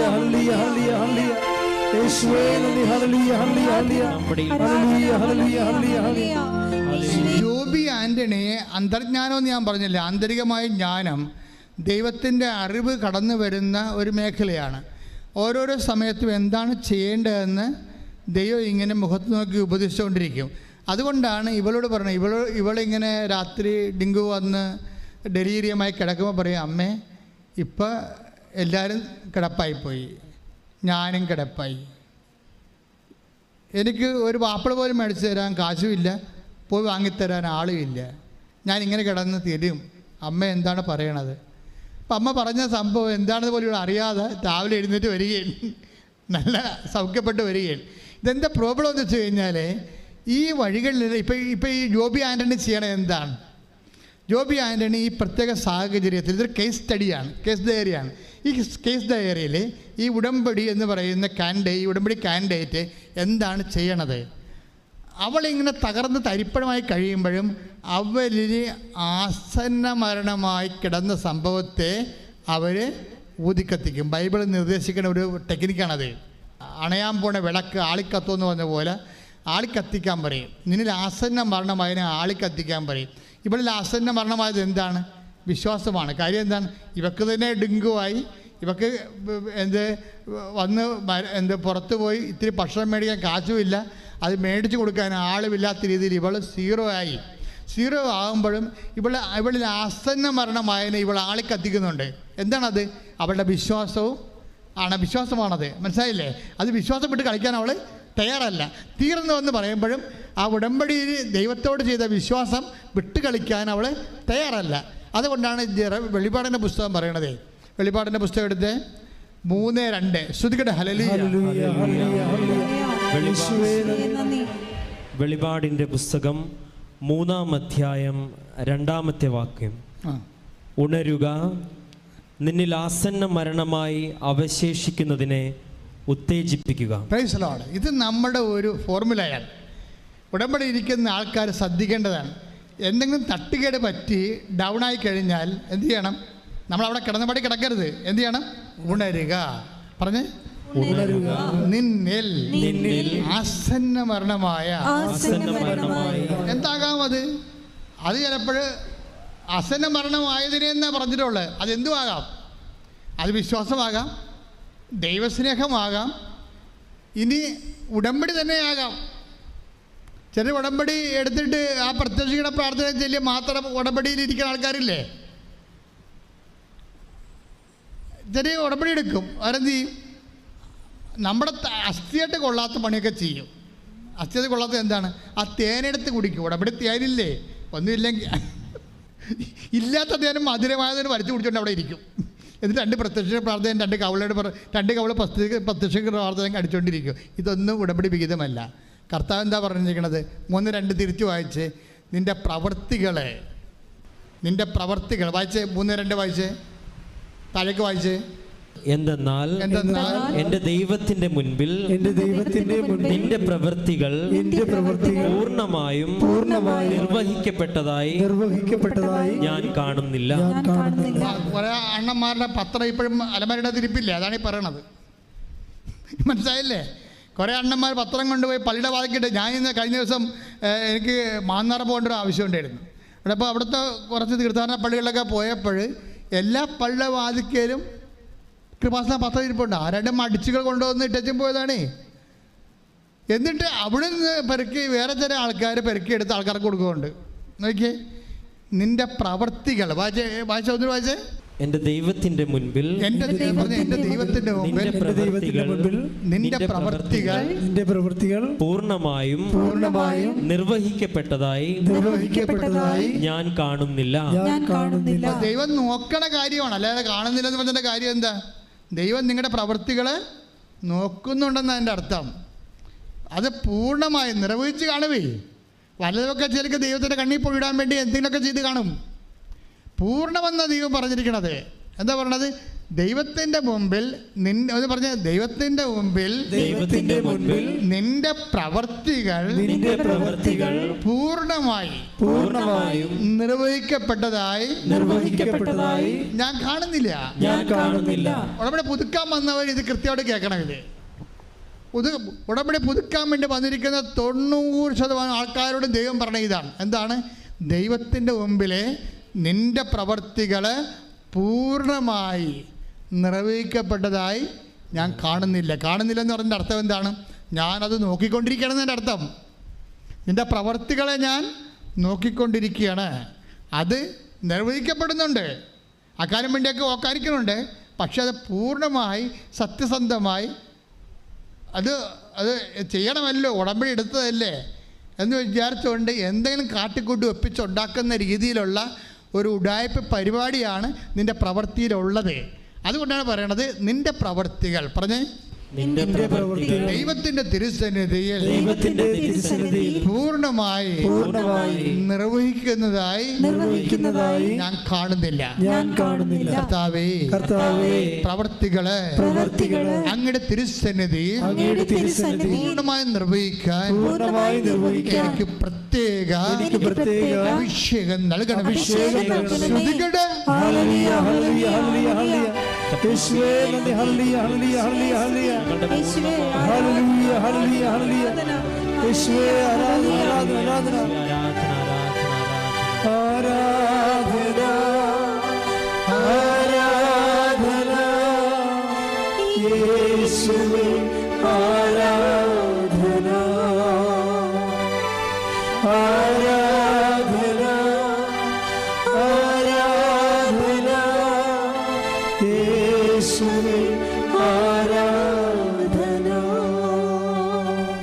മൂന്ന് വായിച്ചേ. അതുകൊണ്ട് നീ സ്വീകരിച്ചതും കേട്ടതും എന്തെന്നനുസ്മരിച്ച് അത് കാത്തു സൂക്ഷിക്കുകയും അനുതപിക്കുകയും ചെയ്യുക. ഒരു വീഴ്ച വന്നു പോയാൽ, ഇപ്പം നിങ്ങളുടെ ഒരു കാര്യം, ഉടമ്പടി വെച്ച കാര്യം നടക്കുന്നില്ല എന്ന് കണ്ടാൽ, അതിന് ഘടകവിരുദ്ധമായതാ നടക്കുന്നതെന്ന് കണ്ടാൽ എന്താ ചെയ്യണത്? വെളിപാട് 3:3 വർക്കൗട്ട് ചെയ്യേണ്ടത്. ഒന്നിനു വായിച്ചേ. അതുകൊണ്ട് നീ സ്വീകരിച്ചതും ഉടമ്പടിയാണ്. നീ സ്വീകരിച്ചത് എന്താ? അത് ഉടമ്പടിയാണ്. നീ സ്വീകരിച്ചതും കേട്ടതും എന്തെന്നനുസ്മരിച്ച് അത് കാത്തു സൂക്ഷിക്കുകയും അനുതപിക്കുകയും ചെയ്യുക. അനുതപിക്കേണ്ടി വരും. നീ സ്വീകരിച്ചത് കാത്തു സൂക്ഷിച്ചാൽ പോരാ, പിന്നെന്താണ്? കഴിഞ്ഞ ഉടമ്പടി കാലങ്ങളിൽ നീ അത് അവിശ്വസ്തത കാണിച്ചത് കൊണ്ട് എന്ത് ചെയ്യണം? അനുതപിക്കുകയും ചെയ്യണം. അനുതാപത്തിൻ്റെ കൂടെ ഉള്ളതാണ്. അപ്പോൾ അനുതാപം എന്ന് പറയുമ്പോൾ വെറുതെ ഇങ്ങനെ മൂക്കുകൊണ്ട് മുങ്ങിക്കാണിച്ചിട്ട് കാര്യമില്ല. ആ എല്ലാ അനുതാപവും വരണത് അതിൻ്റെ ഇരട്ടി നമ്മൾ ചെയ്യുമ്പോഴാണ്. അനുതാപത്തിൻ്റെ പ്രവൃത്തിയുടെ മാനമാണുള്ളത്, അല്ല വാക്കിൻ്റെ മാനമല്ല. ഒരിക്കൽ ബലക്ഷയം സംഭവിച്ചാൽ പിന്നെ റിക്കവർ ചെയ്യാനുള്ള മാർഗം ചെയ്യാഞ്ഞ കാര്യങ്ങൾ ഇരട്ടി ചെയ്യുകയാണ്. എന്നിട്ട് ദൈവതിരുസന്നിധിയിൽ വിശ്വസ്തത റിറ്റാലിയേറ്റ് ചെയ്യണം. പ്രാർത്ഥിക്കുക. കർത്താവായ ദൈവമേ, എൻ്റെ ജീവിതത്തിലെ ഉടമ്പടിക്ക് വിശ്വസ്തതയും വിഘ്നവും വന്നു പോയിട്ടുണ്ടെങ്കിൽ അതിന് പരിഹാരം ചെയ്തുകൊണ്ട് പൂർവാധികം ശക്തിയോടെ ഉടമ്പടി ചെയ്യുവാൻ എന്നെ അനുഗ്രഹിക്കണമേ. ഉടമ്പടി ജീവിതമാർഗമാക്കുവാൻ, ജീവിക്കുവാൻ എന്നെ അനുഗ്രഹിക്കണമേ. ഇനി എപ്പോഴും ഇപ്പം ആശയപരമായ ഉടമ്പടിയും പ്രായോഗികമായ ഉടമ്പടിയും ഉണ്ടാകും. എപ്പോഴും നമ്മൾ ആക്ടിവേറ്റ് ചെയ്യണത്, ഉടമ്പടി ആക്ടിവേറ്റ് ചെയ്യണത്, ഉടമ്പടി ഇപ്പം നമ്മൾ സീരിയസ് ആയിട്ട് എടുത്തിരിക്കും. ഉടമ്പടി അല്ലേ, ഉടമ്പടി നമ്മൾ സീരിയസ് ആയിട്ട് എടുത്തിരിക്കുകയാണ്. ഇനി ഇതിൻ്റെ സെക്കൻഡ് ഫേസിലും തേർഡ് ഫേസിൽ വെച്ചാണ് ദൈവം ഇത് സീരിയസ് ആയിട്ട് എടുക്കുന്നത്. അതുകൊണ്ടാണ് ഞാൻ നിങ്ങളുടെ 3 പ്രാവശ്യമൊക്കെ പുതുക്കണമെന്ന് പറഞ്ഞതിൻ്റെ കാര്യം എന്താണ്? അതായത് നമ്മൾ ആദ്യ ഭാഗം നമ്മൾ സീരിയസ് ആയിട്ട് എടുക്കും, എന്നിട്ട് പിന്നെ കാര്യങ്ങൾക്ക് എന്തെങ്കിലും കോട്ടവോ വാട്ടവോ ഉണ്ടെങ്കിൽ നമ്മളിങ്ങനെ പമ്മി നിൽക്കും. അപ്പോഴും ദൈവം അത് ആക്ടിവേറ്റ് ചെയ്തിട്ടില്ല. ദൈവം 3-ാമത്തെ സെക്ഷനിലാണ് ദൈവം ഉടമ്പടി സീരിയസ് ആയിട്ട് എടുക്കുന്നത്. എന്താ കാര്യം വെച്ച് കഴിഞ്ഞാൽ അത് എസെക്കിയേൽ വായിച്ചാൽ മനസ്സിലാവും. നിങ്ങൾ എസെക്കിയേലിൻ്റെ 16:8 വായിച്ച് ശ്രുതികട്ടെ. ഹല്ലേലൂയ, ഹല്ലേലൂയ, ഹല്ലേലൂയ, ഹല്ലേലൂയ. യേശുവേ നന്ദി. ഹല്ലേലൂയ, ഹല്ലേലൂയ. എസെക്കിയേൽ 16-ാം അധ്യായം 8-ാമത്തെ വാക്യം. എസെക്കിയേൽ 16-ാം അധ്യായം 8-ാം വാക്യം. ഞാൻ വീണ്ടും നിന്റെ അടുക്കലൂടെ കടന്നു പോയപ്പോൾ നിന്നെ നോക്കി. വീണ്ടും നോക്കുകയാണ്. കണ്ടാ, കാണുന്നില്ലെന്ന് പറഞ്ഞ ദൈവമാണ്. നിന്റെ പ്രവർത്തികൾ പൂർണ്ണമായി നിർവഹിക്കപ്പെട്ടതായിട്ട് കാണുന്നില്ലെന്ന് പറഞ്ഞ ദൈവമാണ് പിന്നെ നിന്നെ നോക്കിയെന്ന് പറയണത്. ഇതെന്ത് സംഭവം എന്ന് വെച്ച് കഴിഞ്ഞാൽ ഇത് 3-ാം പ്രാവശ്യമാണ് കടന്നു പോണത്. 3-ാമത്തെ ഉടമ്പടി സമയമാണിത്. കാര്യം ഉടമ്പടി ദൈവം സ്ഥിരീകരിക്കാൻ പോകുന്ന ഘട്ടമാണ്. അതിനുള്ളിൽ നിങ്ങൾ വിശ്വസ്തത കറക്റ്റ് ചെയ്യണം. എന്താ പ്രശ്നം വെച്ച് കഴിഞ്ഞാൽ ആദ്യ പ്രാവശ്യം കടന്നു പോയപ്പോൾ ദൈവം കണ്ടത് എന്താണ്? നിൻ്റെ പൊക്കിൾക്കൊടി മുറിച്ചിട്ടില്ല, ഉപ്പാരും പെരട്ടിയിട്ടില്ല. അപ്പോൾ ദൈവം പറയുന്നൊരു വാക്കുണ്ട്, വായിച്ചതിൻ്റെ തന്നെ 16:4 നീ ജനിച്ച ദിവസം പറഞ്ഞ നീ ജനിച്ച ദിവസം നിന്റെ പൊക്കിൾ കൊടി മുറിച്ചിരുന്നില്ല, നിന്നെ കുളിപ്പിച്ച് ശുദ്ധി വരുത്തിയില്ല, ദേഹത്ത് ഉപ്പ് പുരട്ടുകയോ വെള്ളക്കച്ചയിൽ പൊതിയുകയോ ചെയ്തിരുന്നില്ല. ഇവയിലൊന്നെങ്കിലും ചെയ്യാൻ ആർക്കും ദയ തോന്നിയില്ല. സിറ്റുവേഷൻ ആർക്കും നമ്മളോട് ദയ തോന്നാത്തൊരു കാലം. നിന്നെ കുളിപ്പിച്ചില്ല, പൊക്കിൾക്കൊടി മുറിച്ചിരുന്നില്ല, നിന്നെ ഉപ്പ് പെരട്ടിയിരുന്നില്ല, നീ അബാൻഡൻ ചെയ്തിരിക്കുന്ന വിജനപ്രദേശത്ത്. ആരും സഹായിക്കാനില്ലാതെ വരത്തില്ല നമുക്ക്. ഞാൻ മുമ്പ് പറഞ്ഞ പോലെ നമ്മുടെ ഫോൺ പോലും എടുക്കാത്ത സമയമില്ലേ, അതാണ്. ഈ ഒരു ടൈം ദൈവം നമ്മുടെ മുമ്പിൽ കൂടെ കടന്നു പോവുകയാണ്. ആ സമയത്ത് നമ്മൾ ഉടമ്പടി നമ്മളെടുക്കണത്. പക്ഷേ ദൈവം അപ്പോഴും അത് സ്ഥിരീകരിക്കണമെങ്കിൽ കുറച്ച് ടൈം എടുക്കും. കടന്നു പോകുമ്പോൾ ദൈവം പറഞ്ഞൊരു വാക്കുണ്ട്. എന്താ ദൈവം പറഞ്ഞിരിക്കണേ? ഞാൻ നിന്റെ അടുക്കലൂടെ ഞാൻ നിന്റെ അടുക്കലൂടെ കടന്നു പോയപ്പോൾ ഈ സിറ്റുവേഷനിലെ പൊക്കിൾക്കൊടി മുറിക്കാത്ത ആളില്ലാത്തപ്പോൾ, ഉപ്പ് പുരട്ടാൻ ആളില്ലാത്തപ്പോൾ, പിള്ളക്കച്ച പൊതിയാക്കാൻ ആളില്ലാത്തപ്പോൾ, ഈ സിറ്റുവേഷനിൽ നിനക്ക് ആരുമില്ലാത്തപ്പോൾ ഞാൻ നിന്റെ അടുത്തുകൂടി കടന്നുപോയി. നീ ചോരയിൽ കിടന്നുരുളുന്നത് കണ്ട് നിന്നോട് പറഞ്ഞു ജീവിക്കുക, വയലിലെ ചെടി പോലെ വളരുക. വല്ലാത്തൊരു ആശീർവാദമാണ്. അതായത് ദൈവം നമുക്ക് ആദ്യകാലങ്ങൾ നൽകുന്നത് ഈ ആശീർവാദമാണ്. സർവൈവ് ചെയ്യാൻ പറയും. ഞാൻ നിന്റെ പരിസരത്ത് തന്നെ ഉണ്ട്, നിന്നെ കഴുകാൻ കൊത്തിക്കൊണ്ട് പോകാതിരിക്കാൻ വേണ്ടി ഞാൻ നോക്കിക്കൊള്ളാം. പക്ഷെ നീ തന്നെ സർവൈവ് ചെയ്ത് വരണം. എങ്ങനെ സർവൈവ് ചെയ്ത് വരണം? ആസന്നമായതിനെ നിൻ്റെ ഉള്ളിൽ അവശേഷിക്കുന്നതിനെ നീ ഉജ്ജീവിപ്പിക്കണം. വെളിപാട് 3:2 അനുസരിച്ച് കൊണ്ട് നീ ആസന്ന, നീ തന്നെ സർവൈവ് ചെയ്യണം. എപ്പോഴും ദൈവം നമുക്ക് എപ്പോഴും നമ്മൾ ശ്രദ്ധിക്കണം. എന്തെങ്കിലും സംഭവിച്ച് നമുക്ക് ഈടർവായി കഴിഞ്ഞാൽ, അപ്പോൾ നിങ്ങളോടനെ പള്ളിപ്പോക്കം മുടക്കി, കുടുംബ പ്രാർത്ഥന മുടക്കി, എല്ലാം മുടക്കി, എന്തോന്ന് ഉടമ്പടി എന്നൊക്കെ പറഞ്ഞുകൊണ്ടിരിക്കും. ഈ കിണവ് അങ്ങനെ കിട ഇരുന്ന് മുടിഞ്ഞു പോകുകയുള്ളൂ. പക്ഷേ പ്രശ്നം വെച്ച് കഴിഞ്ഞാൽ ദൈവം എന്താ പറയണത്? നിന്നിൽ ഞാൻ കടന്നു പോവുകയാണ്, ഞാൻ നിന്നെ ബ്ലെസ് ചെയ്തിട്ടുണ്ട്, നീ നഷ്ടപ്പെട്ടു പോകാതിരിക്കാൻ വേണ്ടി ഞാൻ നിനക്ക് കാവലുണ്ട്. പക്ഷെ നീ എന്ത് ചെയ്യണം? നിന്നിൽ ആസന്ന മരണമായിരിക്കുന്നതിനെ വിശ്വസ്തതയാകാം, വിശ്വാസമാകാം, ഉടമ്പടി പ്രവർത്തികളാകാം, അതെന്ത് ചെയ്യണം? അത് നീ തന്നെ സ്വന്തമായിട്ട് സെൽഫ് സർവൈവ് ചെയ്യണമെന്നാണ്. മനസ്സിലായില്ല? ആരും കൊണ്ടുവന്ന് ചോറ് ഉരുള വായി വെച്ച് തരത്തില്ലെന്നാണ് പറയണത്. നീ തന്നെ അത് ചെയ്യണം. It is our risk. അതെപ്പോഴും നമ്മൾ ശ്രദ്ധിക്കണം. എന്താ? നീ തന്നെ അത് സർവൈവ് ചെയ്യണം. അതായത് ദൈവത്തിൻ്റെ ഒരു ബ്ലെസ്സിങ് നിനക്ക് തരും. ആ സംരക്ഷണത്തിൻ്റെ ഒരു ബ്ലെസ്സിങ്ങാണ്. ദൈവം എന്താ പറയണത്? വളരുക. ദൈവം വളരാൻ പറഞ്ഞാൽ പിന്നെ ആർക്കും തളർത്താൻ പറ്റത്തില്ല. അതാണ് പ്രശ്നം. ദൈവത്തിൻ്റെ ആശീർവാദത്തിൻ്റെ ഗുണവതാണ്. വളരുക എന്ന് പറഞ്ഞാൽ പിന്നെ ആർക്കും നമ്മളെ തളർത്താൻ പറ്റത്തില്ല. വളരുക എന്താണ്? വയലിലെ ചെടി പോലെ വളരാൻ. ജീവിക്കുക. വയലിലെ ചെടിയാണ്. വയലിലെ ചെടി തന്നെ ആർക്കും കൊണ്ടുപോയി മരുന്നടിച്ച് കൊടുക്കത്തില്ല, ആരും കൊണ്ടുപോയി വളമിട്ട് കൊടുക്കത്തില്ല, ആരും അതിൻ്റെ ചുറ്റുവട്ടത്തിൽ വെള്ളം ഒഴിച്ചു കൊടുക്കത്തില്ല. ഒരു പരിചരണവുമില്ല. ആദ്യം ഒരു പരിചരണമില്ല, ബന്ധുക്കളില്ല, സ്വന്തപ്പെട്ടവരില്ല. അവിടെ നല്ല വാക്കുകളില്ലാതെ നീ വളരണം ദൈവം ആഗ്രഹിക്കുന്നു. എന്താണ്? അത് ദൈവത്തിൻ്റെ പൈതലായി നിരൂപപ്പെട്ട് വരുന്നതിൻ്റെ സൂചനയാണ്. കൈയടിച്ച് ശ്രദ്ധിക്കട്ടെ.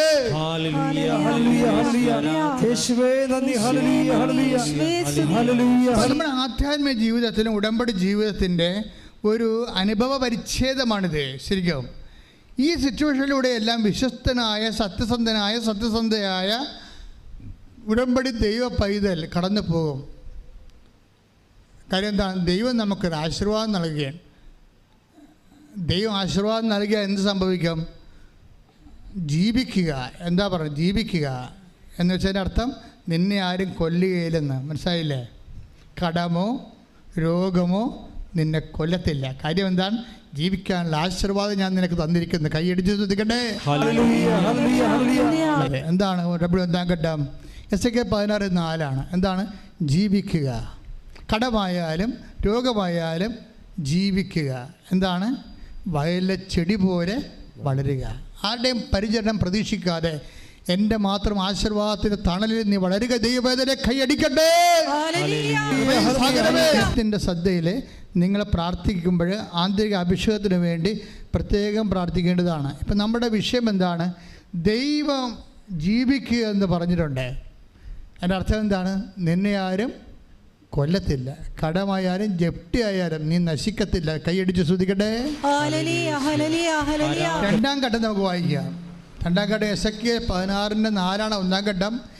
എസെക്കിയേൽ 16:4 കഴിഞ്ഞ് 5 മുതലുള്ള വാക്യങ്ങൾ ശ്രദ്ധിക്കട്ടെ, വായിക്കട്ടെ. എസെക്കിയേൽ 16 മുതലുള്ള തിരുവചനങ്ങൾ. ഇവയിൽ ഒന്നെങ്കിലും ചെയ്യാൻ ആർക്കും ദയ തോന്നിയില്ല. ആർക്കും നമ്മുടെ ദയ തോന്നാത്തൊരു കാലം, എന്നുവെച്ചാൽ ദൈവത്തിന് മാത്രം ദയ തോന്നുന്ന ഒരു കാര്യത്തിലൂടെയാണ് ചിലപ്പോൾ നമ്മൾ കടന്നു പോകുന്നത്. ജനിച്ച ദിവസം തന്നെ നീ വെറുക്കപ്പെടുകയും. ഓ എൻ്റെ അമ്മേ, നോക്കിയാൽ ഇത് കണ്ടാ, ഞാൻ പറഞ്ഞില്ലേ, വെറുക്കപ്പെടും ചിലപ്പോൾ ബന്ധുക്കൾ, സ്വന്തപ്പെട്ടവർ, കൂട്ടുപണിക്കാർ, അങ്ങനെ അല്ലെങ്കിൽ നമ്മുടെ ഓഫീസിലുള്ളവർ. വെറുപ്പിൻ്റെ ഒരു കാലം ഉണ്ടാകും. വെറുപ്പിൻ്റെ കാലം ഉണ്ടാകുമ്പോൾ തിരിച്ച് വെറുത്തോണ്ട് നീ ഉടമ്പടിയുടെ ബ്രേക്ക് ചെയ്യരുത്. തിരിച്ച് അതായത് ഉടമ്പടി എന്ന് പറയണത് ദൈവവുമായിട്ട് ചെയ്തിരിക്കുന്ന ഒരു ബന്ധമാണ്. അതിൻ്റെ സബ്സ്റ്റൻസ് എന്ന് പറഞ്ഞാൽ ലവ് ഓഫ് ഗോഡാണ്. ദൈവ സ്നേഹത്തിനെ ഇപ്പം നിന്നെ വെറുക്കാം. ഇപ്പം നമുക്കറിയാമല്ലോ, ഇപ്പം ഈശോയെ യൂദാസ് വന്ന് മുത്തണില്ലേ? ഈശോയെ ഗെത്സെമനയിൽ യൂദാസ് വന്നിട്ട് ഈശോയെ ചുംബിക്കുന്നുണ്ട്. അപ്പോൾ ഈശോ അറിയാം ഇവൻ ചുംബിച്ച് കാണിച്ചു കൊടുക്കണമെന്നറിയാം. കാര്യം യോഹന്നാനും ഈശോയും ഏതാണ്ട് ഒരേ ലക്ഷണമായത് കാരണം പ്രധാന പുരോഹിതന്മാർക്കും പട്ടാളക്കാർക്കും ആളറിയാൻ പാടില്ലാത്ത കാരണം ആളെ ചൂണ്ടിക്കാണിക്കുന്ന പകരം ചുംബിച്ച് കാണിച്ചു കൊടുക്കുകയാണ്. അപ്പം അത്രയും നിഷ്ഠൂര കഠോര പ്രവർത്തനമാണ് ഇവൻ ചെയ്യണത്. പക്ഷേ ഈശോയുടെ വിശുദ്ധിയെ, ഈശോയുടെ ദൈവസ്നേഹത്തെ അതിന് മങ്ങലേൽപ്പിക്കാൻ ഈ യൂദാസിൻ്റെ ഈ കാപട്യത്തിന് ഈ കാലൻ്റെ കാപട്യത്തിന് പറ്റണില്ല. ഈശോ എന്താ പറയണത്? ഈശോ എന്താ യൂദാസിനെ ആ സമയത്ത് വിളിക്കണത്? സ്നേഹിത. Take the word of God. മത്തായിയുടെ സുവിശേഷം 26 വാക്യം. അവൻ പെട്ടെന്ന് യേശുവിന്റെ അടുത്ത് ചെന്ന് അവൻ പെട്ടെന്ന് യേശുവിന്റെ അടുത്ത് ചെന്ന് ഗുരു സ്വസ്തി എന്ന് പറഞ്ഞ് അവനെ ചുംബിച്ചു. യേശു അവനോട് ചോദിച്ചു സ്നേഹിത. ഇതാണ് സാധനം, കണ്ട. യേശു ഈ കാലനോട് ചോദിക്കണേ. യേശു അവനോട് ചോദിച്ചു. എന്താണ് പറയണത്? എടാ കാലമാടാ, നീ എന്നെ കൊല്ലാൻ വേണ്ടിയല്ലേ എന്നാണ് ചോദിച്ചത്? അല്ല, സ്നേഹിത. പക്ഷേ ഇതാണ് ട്രാൻസ്ഫിഗറേഷൻ, ഈശോയുടെ മെറ്റമോർഫിയ എന്ന് പറയും. കർത്താവ് താബോർ മലയിൽ സംഭവിച്ചതിൻ്റെ അടുത്ത സ്റ്റെപ്പാണ് ഇവിടെ നടക്കുന്നത്. ഉടമ്പടിയിൽ ഇരിക്കുന്നവർ ഒരു താബോറിലേട്ടുള്ള യാത്രയിലാണ്. അവരുടെ മനുഷ്യത്വത്തിൻ്റെ അകത്ത് ഇങ്ങനെ മെറ്റമോർഫിയ സംഭവിക്കും, ഒരു രൂപാന്തരീകരണം.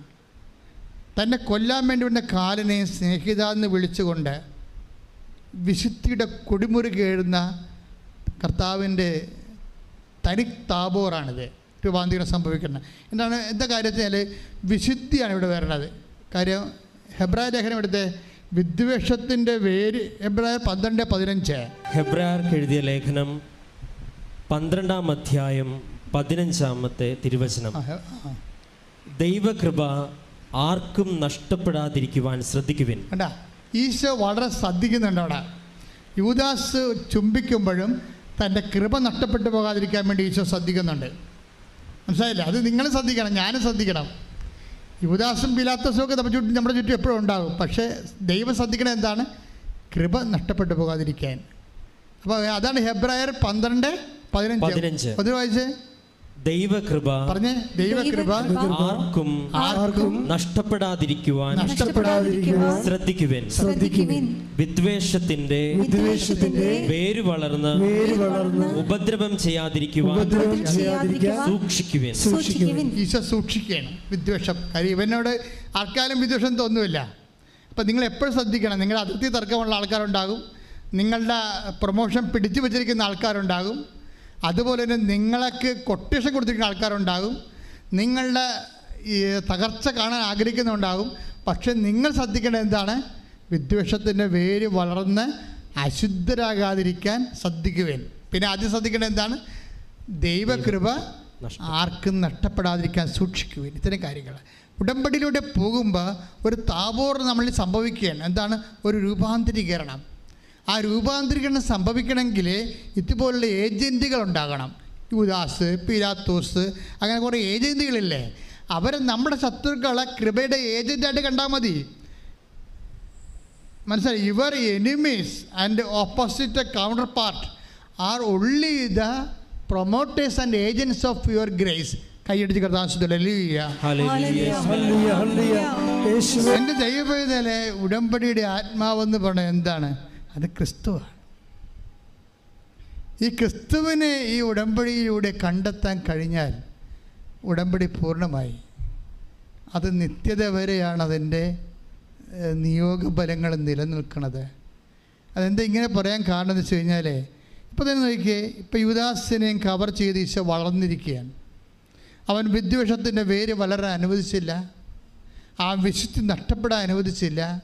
അവനെ സ്നേഹിത എന്ന് വിളിച്ചുകൊണ്ട് വീണ്ടും ഈശോ താബോറിലെ രൂപാന്തരപ്പെട്ടതുപോലെ ഇവിടെ പ്രായോഗികമായ ഒരു താബോറ, പ്രാക്ടിക്കൽ താബോറാണ് ശരിക്കും പറഞ്ഞാൽ ഈ കാൽവരി എന്ന് പറയണത്. മറ്റതിന് ആശയപരമായ താബോറാണ്. നമുക്ക് ദൃശ്യവൽക്കരിച്ചു, പക്ഷേ അത് പ്രയോഗവൽക്കരിക്കണതും ടാഞ്ചിബിൾ ആക്കണതും എല്ലാം കാൽവരിയിലെ താബോറിലാണ്. താൽവരിലെ ഈശോ ട്രാൻസ്ഫിഗറേഷൻ വല്ലാണ്ടങ്ങോട്ട് മാറുകയാണ്. എന്ന് വെച്ച് കഴിഞ്ഞാൽ അവസാനം ഈശോ ക്രൂശിക്കപ്പെട്ടു മരണത്തിൻ്റെ അവസാന നിമിഷം ഈശോ ചെയ്യുന്ന ലാസ്റ്റ് ചെയ്തുണ്ട്. എന്ത് പറയും? ഈ കൂടെ തന്നെ കൊല്ലാൻ വേണ്ടി കൂട്ടു നിന്നവരെ കൂടി സ്വർഗത്തിലേക്ക് തൻ്റെ കൂടെ കൊണ്ടുപോകാനുള്ള മാർഗങ്ങൾ അന്വേഷിക്കുന്ന ഈശോ. That is Christ. അതാണ് ക്രിസ്തു. പരമദിവ്യകാരുണ്യത്തിന് ആരാധനയും സ്തുതിയും പുകഴ്ചയും ഉണ്ടാകട്ടെ. ഇത് വളരെ തന്ത്രപരമായിട്ട് പഠിച്ചെടുക്കേണ്ട ഒരു പാഠമാണ്. ക്രിസ്തു ഒരു ഉടമ്പടിയിലൂടെ പോവുകയാണ്. ഉടമ്പടിയുടെ വിശ്വസ്തത ബ്രേക്ക് ചെയ്യാൻ ഒത്തിരിയേറെ അവസരങ്ങൾ വന്നിട്ട് അതിനെയൊക്കെ കവർ ചെയ്തുകൊണ്ട് ഈശോ കുരിശിൽ നിൽക്കുമ്പോൾ പിതാവിൻ്റെ തിരുമനസ്സിനോട് വിശ്വസ്തത പാലിച്ചുകൊണ്ട് ഉടമ്പടിയുടെ അവസാനത്തെ നിയോഗം നിറവേറ്റാൻ വേണ്ടി വിനാഴിക മാത്രം ബാക്കി നിൽക്കുമ്പോൾ യേശുവിൻ്റെ മനസ്സിൽ വരണേ എന്താണെന്നറിയാവോ? 2 കള്ളന്മാർ മാത്രമല്ലേ ഇവിടെ ഉള്ളു. ബാക്കിയെല്ലാം അമ്മയും അപ്പോസ്തലന്മാരും ഒഴിച്ച് ബാക്കിയെല്ലാം കള്ളന്മാരാണ്. എന്താ കാര്യം? പക്ഷേ ഇവർക്ക് വേണ്ടി കൂടിയല്ല ഈശോ മരിച്ചത്. അല്ല, ഇവരെ ഒഴിവാക്കിയിട്ടല്ല ഈശോ മരിച്ചത്. ഇവരുടെ കൂടെ ആത്മരക്ഷയ്ക്ക് വേണ്ടിയാണ് ഈശോ മരിച്ചത്. അതുകൊണ്ട് ഈശോ കരയും. ശരിക്കും അവൻ ജെറുസലേം പട്ടണത്തിൽ കരഞ്ഞതുപോലെയാണ് കുരിശിൽ കിടന്ന് കരയണത്. ജെറുസലേം പട്ടണത്തിൽ കരഞ്ഞത്, ഇനി എനിക്ക് ഭൂമിയിലൊരു മനുഷ്യ അവതാരമില്ലല്ലോ അപ്പാ, ഇവർ മാനസാന്തരപ്പെട്ടില്ലെങ്കിൽ ഞാനിത്തരം കഷ്ടപ്പെട്ടത് വെറുതെ ആകുമല്ലോ അപ്പാ എന്ന്. ആ ഒരു കരച്ചില് നീണ്ടു പോണതാണ് കുരിശിലെ. അപ്പാ എന്ന് വിളിച്ച് കരയാം. എന്താ കാര്യം? ഇവിടെ കൂടെ നിൽക്കുന്നവരെല്ലാവരും ഈശോയുടെ ഒരു മനസ്സുണ്ട്. എന്താണ്? എന്നിൽ വിശ്വസിക്കുന്ന നിങ്ങളും എൻ്റെ കൂടെ പിതാവിൻ്റെ കൂടെ 12 ഗോത്രങ്ങളെ ഭരിക്കുമെന്ന് അപ്പോസ്തലന്മാരെ കുറിച്ച് പറഞ്ഞപ്പോൾ അപ്പോസ്തലന്മാർ മാത്രമല്ല, ഈ ഭൂമിയിലുള്ള എല്ലാ മനുഷ്യരും തൻ്റെ കൂടെ സ്വർഗസ്ഥമാകണമെന്നുള്ള ആഗ്രഹത്തിലാണ് ഈശോ ഇത്രയും കാലമെല്ലാം ജോലി ചെയ്തത്, പിതാവിൻ്റെ ജോലി ചെയ്തത്. അതുകൊണ്ടാണ് ഈശോ പറഞ്ഞത്, ഞങ്ങളെ പ്രലോഭനത്തിൽ ഉൾപ്പെടുത്തരുത്, ഇങ്ങനൊരു സിറ്റുവേഷനിലേക്ക് പിലാത്തോസിനെ കൊണ്ട് എത്തിക്കരുത്, ഇങ്ങനെ ഒരു സാഹചര്യത്തിലേക്ക് യൂദാസിനെ കൊണ്ട് എത്തിക്കരുത്, ഞങ്ങളെ പ്രലോഭനത്തിൽ ഉൾപ്പെടുത്തരുത്. എന്ന് വെച്ച് കഴിഞ്ഞാൽ പാപം ചെയ്യാനുള്ള അവസരങ്ങൾ അവർക്ക് കൊടുത്താൽ അവർ പാപം ചെയ്യും. എന്നാലും അവസരം കൊടുത്താലും പാപം ചെയ്യാത്ത മനുഷ്യരായി വിശുദ്ധിയുടെ കൊടുമുടി കയറാൻ അവരെ അഭിഷേകം ചെയ്യണമേ അപ്പാ എന്ന് പറഞ്ഞുകൊണ്ട് ഇവിടെ റൈറ്റ് ഓഫ് ചെയ്യാനുള്ള സാധ്യത നോക്കും ഈശോ. പിലാത്തോസിൻ്റെ പാപങ്ങൾ, ശതാധിപൻ്റെ പാപങ്ങൾ, പട്ടാളക്കാരുടെ പാപങ്ങൾ, തന്നെ കല്ലെറിയുന്നവരുടെയും തുപ്പിയവരുടെയും പാപങ്ങൾ എല്ലാം പിതാവിനെ കൊണ്ട് മറപ്പിക്കാൻ വേണ്ടി അപ്പാ അത് മറന്ന് കളയണമെന്ന് പറയും. അപ്പാ അത് ഓർക്കരുതേ അപ്പാ എന്ന് പറയും. അതാണ് ഈശോ അവസാനം പറയുന്നത്. അതാണ് ഈശോയുടെ ഉയർച്ച. വിശുദ്ധിയിലേക്ക് ഇങ്ങനെ ഉടമ്പടിയിൽ ഉയർന്നുയർന്ന് വരുന്ന ഈശോയെ നമുക്ക് കാണാം. ഈ വിശുദ്ധിയിലേക്ക് ഉയരുമ്പോൾ എപ്പോഴും നമ്മൾ ശ്രദ്ധിക്കേണ്ടത് രൂപാന്തരീകരണം. ഈശോ ദൈവത്വത്തിലേക്ക്, ദൈവത്തിൻ്റെ പൂർണ്ണതയിലേക്ക് മനുഷ്യത്തിൽ നിലനിൽക്കുമ്പോൾ തന്നെ ഉയർന്നു വരുന്ന ഈശോ ദൈവത്തിൻ്റെ പൂർണ്ണത കാണിക്കുകയാണ്. കുരിശിൽ കൈയടിച്ച് ശ്രദ്ധിക്കട്ടെ.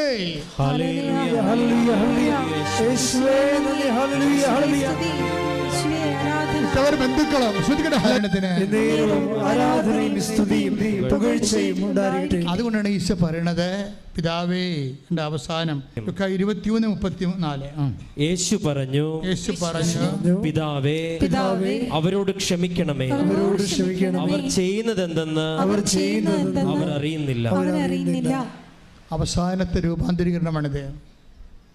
ഇതിനേക്കാൾ വലിയ ഒരു മനുഷ്യന് ദൈവത്തിലേക്കുള്ള ആ ലിങ്കിൻ്റെ ലാസ്റ്റ് പോയിന്റ് വന്ന് നിൽക്കുകയാണ്. എന്താണ്? തന്നെ കുത്തി മുറിവേൽപ്പിച്ച് തന്നെ ഒരു കുരവ് ചോരക്കട്ടിയാക്കി മാറ്റിയ വ്യക്തികളോട് ആ സ്പോട്ടിൽ അവിടെ കൂടെ ആത്മരക്ഷയ്ക്ക് ഗ്യാരണ്ടി കൊടുത്തുകൊണ്ടാണ് ഈശോ ആത്മാവിനെ സമർപ്പിച്ചുകൊണ്ട് സ്നേഹത്തിൻ്റെ, ദൈവസ്നേഹത്തിൻ്റെ ചക്രവർത്തിയായി കുരിശാകുന്ന സിംഹാസനത്തിൽ അവൻ ആധിപത്യം നൽകും. അതാണ് സ്വർഗസ്ഥനായ പിതാവിൻ്റെ ഈ ഈശോയാണ് അധികാരിയായിട്ട് വീണ്ടും വരുന്നത് നമ്മളെ വിധിക്കാൻ. അതായത് ക്രിസ്തുവിലേക്കുള്ളൊരു വളർച്ചയാണ് ഉടമ്പടിയുടെ ആത്യന്തികമായ ആത്മീയ ലക്ഷ്യമെന്ന് പറയണത്. ഞാൻ ഇത് ഇങ്ങനെ പറയാൻ കാണുമെന്ന് ചോദിച്ചു കഴിഞ്ഞാൽ, അതായത് നമ്മൾ ഉടമ്പടിയിൽ ഒത്തിരിയേറെ വിഷയങ്ങൾ നമ്മുടെ നിയോഗങ്ങൾ വെക്കുന്നുണ്ട്. അതിൻ്റെ ഫസ്റ്റ് ഫേസാണ്. സെക്കൻഡ് ഫേസിൽ വീണ്ടും നമ്മുടെ അവസ്ഥ, ദാരുണമായ അവസ്ഥയുടെ അരികിൽ കൂടി ദൈവം കടന്നു പോകുന്നുണ്ട്. സെക്കൻഡ് ഫേസിൽ ഉടമ്പടിയിട്ട് take the word of God. Ezekiel 16:5-6 വായിച്ചോളൂ. എസെക്കിയേൽ പ്രവാചകന്റെ പുസ്തകം 16-ാം അധ്യായം 5 മുതലുള്ള തിരുവചനങ്ങൾ. ഇവയിൽ ഒന്നെങ്കിലും ചെയ്യാൻ ആർക്കും ദയ തോന്നിയില്ല. ജനിച്ച ദിവസം തന്നെ നീ വെറുക്കപ്പെടുകയും വെളിംപ്രദേശത്ത് ഉപേക്ഷിക്കപ്പെടുകയും ചെയ്തു. അതായത് ഉടമ്പടി കാലത്ത് നമുക്കുണ്ടാകുന്ന മനുഷ്യാവസ്ഥകളുടെ ഒരു പരിച്ഛേദമാണ്. ഓക്കെ, ഞാൻ നിന്റെ അടുക്കലൂടെ കടന്നു പോയി. രണ്ടാമത്തെ വരവാണ്. ദൈവം വീണ്ടും വരുന്നു. ദൈവം നമ്മെ വിടത്തില്ലല്ലോ. ഞാൻ നിന്റെ അടുത്ത് കൂടി കടന്നുപോയി.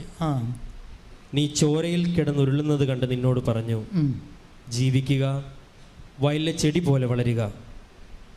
നീ വളർന്ന് പൂർണ്ണ യൗവനം പ്രാപിച്ചു. 6 മുതലുള്ള വചനങ്ങളാണ് രണ്ടാം ഘട്ടം എന്ന് പറയുന്നത്. നീ വളർന്നു. എന്താണ്? ദൈവത്തിൻ്റെ ആശീർവാദമാണ്. ഉടമ്പടിയിൽ വളർച്ച ഉണ്ടാകും തീർച്ചയായിട്ടും. നിങ്ങളുടെ ഭൗതിക ആത്മീയ മേഖലയിൽ എന്തുണ്ടാകും? വളർച്ച ഉണ്ടാകും. എന്താ കാര്യം?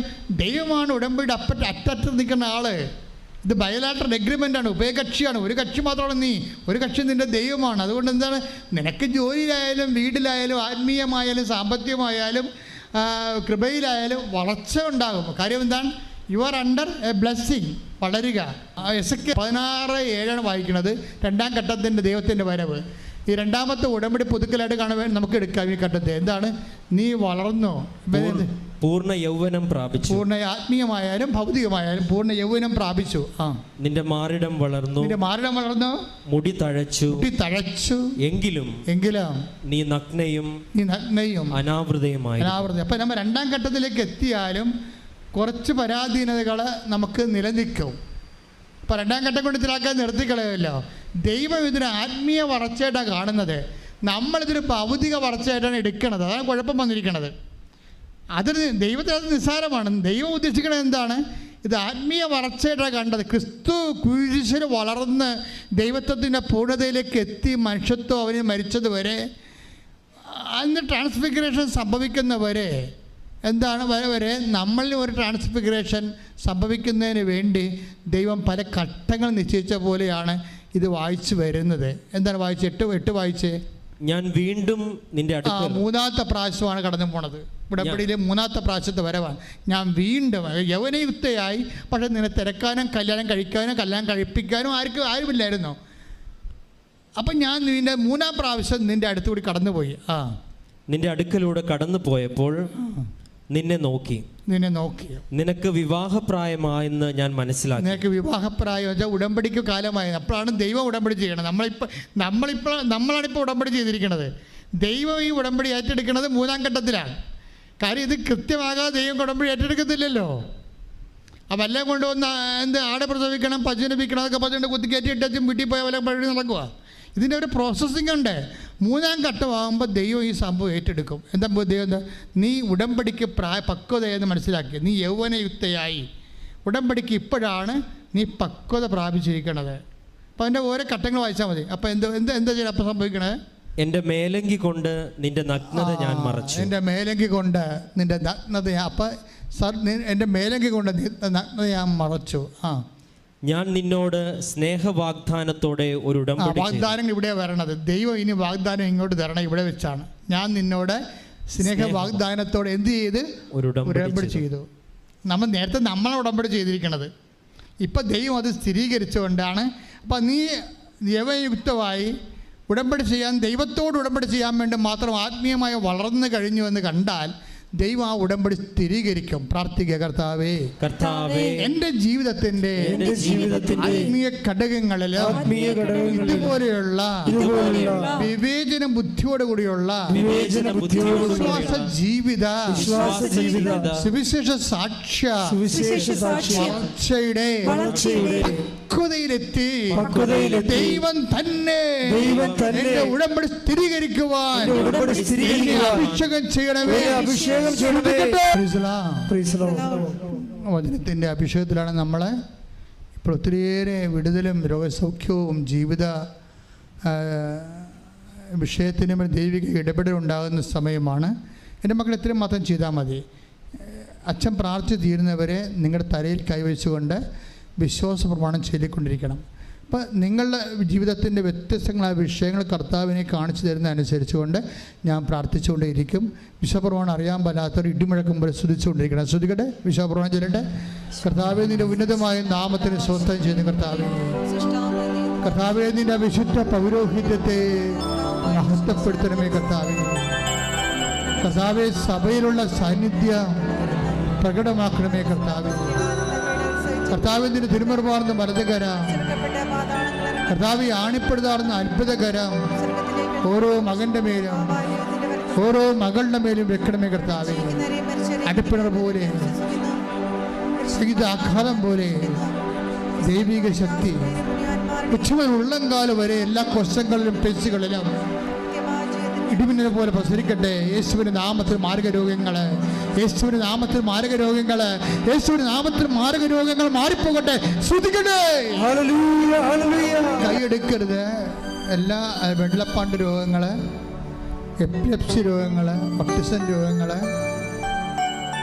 ഹൃദയത്തിൻ്റെ ദോരങ്ങൾ, നടുവല്ല കസേരകൾ തെറ്റിയിരിക്കുന്ന അവസ്ഥകൾ, ജനിതകമായ വൈകല്യങ്ങളുള്ളവർ, അവരെല്ലാവർക്കും വേണ്ടി പ്രാർത്ഥിക്കുന്ന സമയമാണ്. നെഞ്ചിനെ കർത്താവ് കാണിക്കുന്നുണ്ട്. ശ്വാസകോശം ചുരുങ്ങുന്നവർ, വാരിപ്പറ്റ് ബലക്ഷമായിരിക്കുന്നവർ, അപകടത്തെ വാലിപ്പറ്റ് ഒടുങ്ങിപ്പോയവർ, അവരെല്ലാവരും ഈശോ കാണിക്കുന്നുണ്ട്. പ്രാർത്ഥനയിലൂടെ നമുക്ക് അവർക്ക് വേണ്ടി പ്രാർത്ഥിക്കാം. ഹൃദയത്തെ കാണിക്കുന്നുണ്ട്. കരളിന് വേണ്ടി പ്രാർത്ഥിക്കാം, ഗർഭാശയത്തിന് വേണ്ടി പ്രാർത്ഥിക്കാം, ഉദരാശയത്തിന് വേണ്ടി പ്രാർത്ഥിക്കാം, കിഡ്നികൾക്ക് വേണ്ടി പ്രാർത്ഥിക്കാം, അതുപോലെ തന്നെ പാൻക്രിയാസിന് വേണ്ടി പ്രാർത്ഥിക്കാം. എല്ലാ മേഖലകളും സന്ധിബന്ധങ്ങളിലും ഇടിമുഴക്കം പോലെ ശ്രദ്ധിക്കട്ടെ, ഇടിമുഴക്കം പോലെ ശ്രദ്ധിക്കട്ടെ. എൻ്റെ കർത്താവിൻ്റെ ഉന്നതമായ നാമത്തില്, സഭയുടെ അധികാരത്തില് 38 വർഷം ഞാൻ അർപ്പിച്ച കൃപാനയുടെ യോഗ്യതയാൽ കൃപാസ്ഥാനത്താറെ ജീവനോടെ പ്രത്യക്ഷപ്പെട്ട മാതാവിൻ്റെ മധ്യസ്ഥത്തില് ഈ കാലങ്ങളിൽ നടന്നിട്ടുള്ള ആരാധന സത്യാൽ യേശു ക്രിസ്തുവിന്റെ നാമത്തിൽ മാർഗരോഗങ്ങള്, തീരാവേദനകള്, ജീവ ദുരിതങ്ങള് യേശുവിന്റെ നാമത്തില്, യേശുവിന്റെ നാമത്തില്, യേശുവിന്റെ നാമത്തില്, യേശുവിന്റെ നാമത്തില് മാറിപ്പോകട്ടെ. ശ്രദ്ധിക്കട്ടെ. ഹല്ലേലൂയ, ഹല്ലേലൂയ, ഹല്ലേലൂയ. യേശുവേ, ഹല്ലേലൂയ, ഹല്ലേലൂയ, ഹല്ലേലൂയ. കൈ നെഞ്ചത്ത് വെക്കണം. ഇപ്പം ജോലി ഇല്ലാത്തവർക്ക്, വരുമാനം മുട്ടിപ്പോയവർക്ക്, യാത്ര മുടങ്ങിപ്പോയവർക്ക്, മെഡിക്കൽ ടെസ്റ്റിന് പരാജയപ്പെട്ടവർക്ക്, പരീക്ഷകളുടെ റിസൾട്ട് പ്രതീക്ഷിക്കുന്നവർക്ക്, വസ്തു വിൽക്കാൻ പറ്റാതിരിക്കുന്നവർക്ക്, വീടില്ലാത്തവർക്ക്, വഴിയില്ലാത്തവർക്ക്, സാമ്പത്തിക മേഖല തകർച്ചയുള്ളവർക്ക്, വിവാഹം പിരിഞ്ഞ് ജീവിക്കുന്നവർക്ക്, ലഹരിയുടെയും മദ്യപാനത്തെ ആസക്തിയിൽ വിഷമിക്കുന്നവർക്ക്, വലിയ കടങ്ങളിലും കേസുകളിലും പെട്ട് വിഷമിക്കുന്നവർക്ക്, ഇന്ത്യയിലാകപ്പെട്ട് വിടുതലിന് വേണ്ടി പ്രാർത്ഥിക്കട്ടെ. ശ്രുതിക്കട്ടെ, ശ്രുതിക്കട്ടെ. എൻ്റെ കർത്താവിന് ഉന്നതമായ നാമത്തില്, സഭയുടെ അധികാരത്തില് 38 വർഷാൽപ്പത്തെ കൃപാന യോഗ്യതയാൽ കൃപാസ്ഥാനത്താറ് ജീവന്റെ പ്രത്യക്ഷയുടെ മാതാവിന്റെ മധ്യസ്ഥത്തിൽ യേശുക്രിസ്തു ഉന്നതമായ നാമത്തിൽ ജീവിത ദുരിതങ്ങള്, ജീവിത തടസ്സങ്ങള് യേശുവിന്റെ നാമത്തിൽ മാറിപ്പോകട്ടെ. ശ്രുതിക്കട്ടെ. ഹല്ലേലൂയ, ഹല്ലേലൂയ.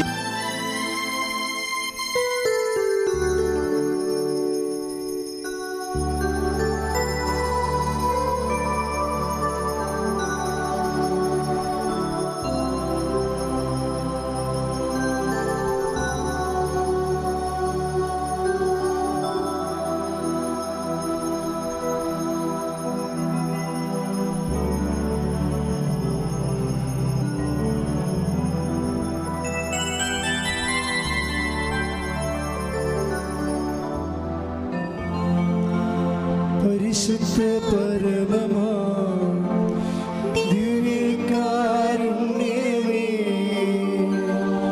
എന്നുമെന്നും അങ്ങേയ്ക്കാരാധന. പരിശുദ്ധ പരമമാ ദിവ്യകാരുണ്യമേ, എന്നുമെന്നും അങ്ങേയ്ക്കാരാധന. പരിശുദ്ധ പരമമാ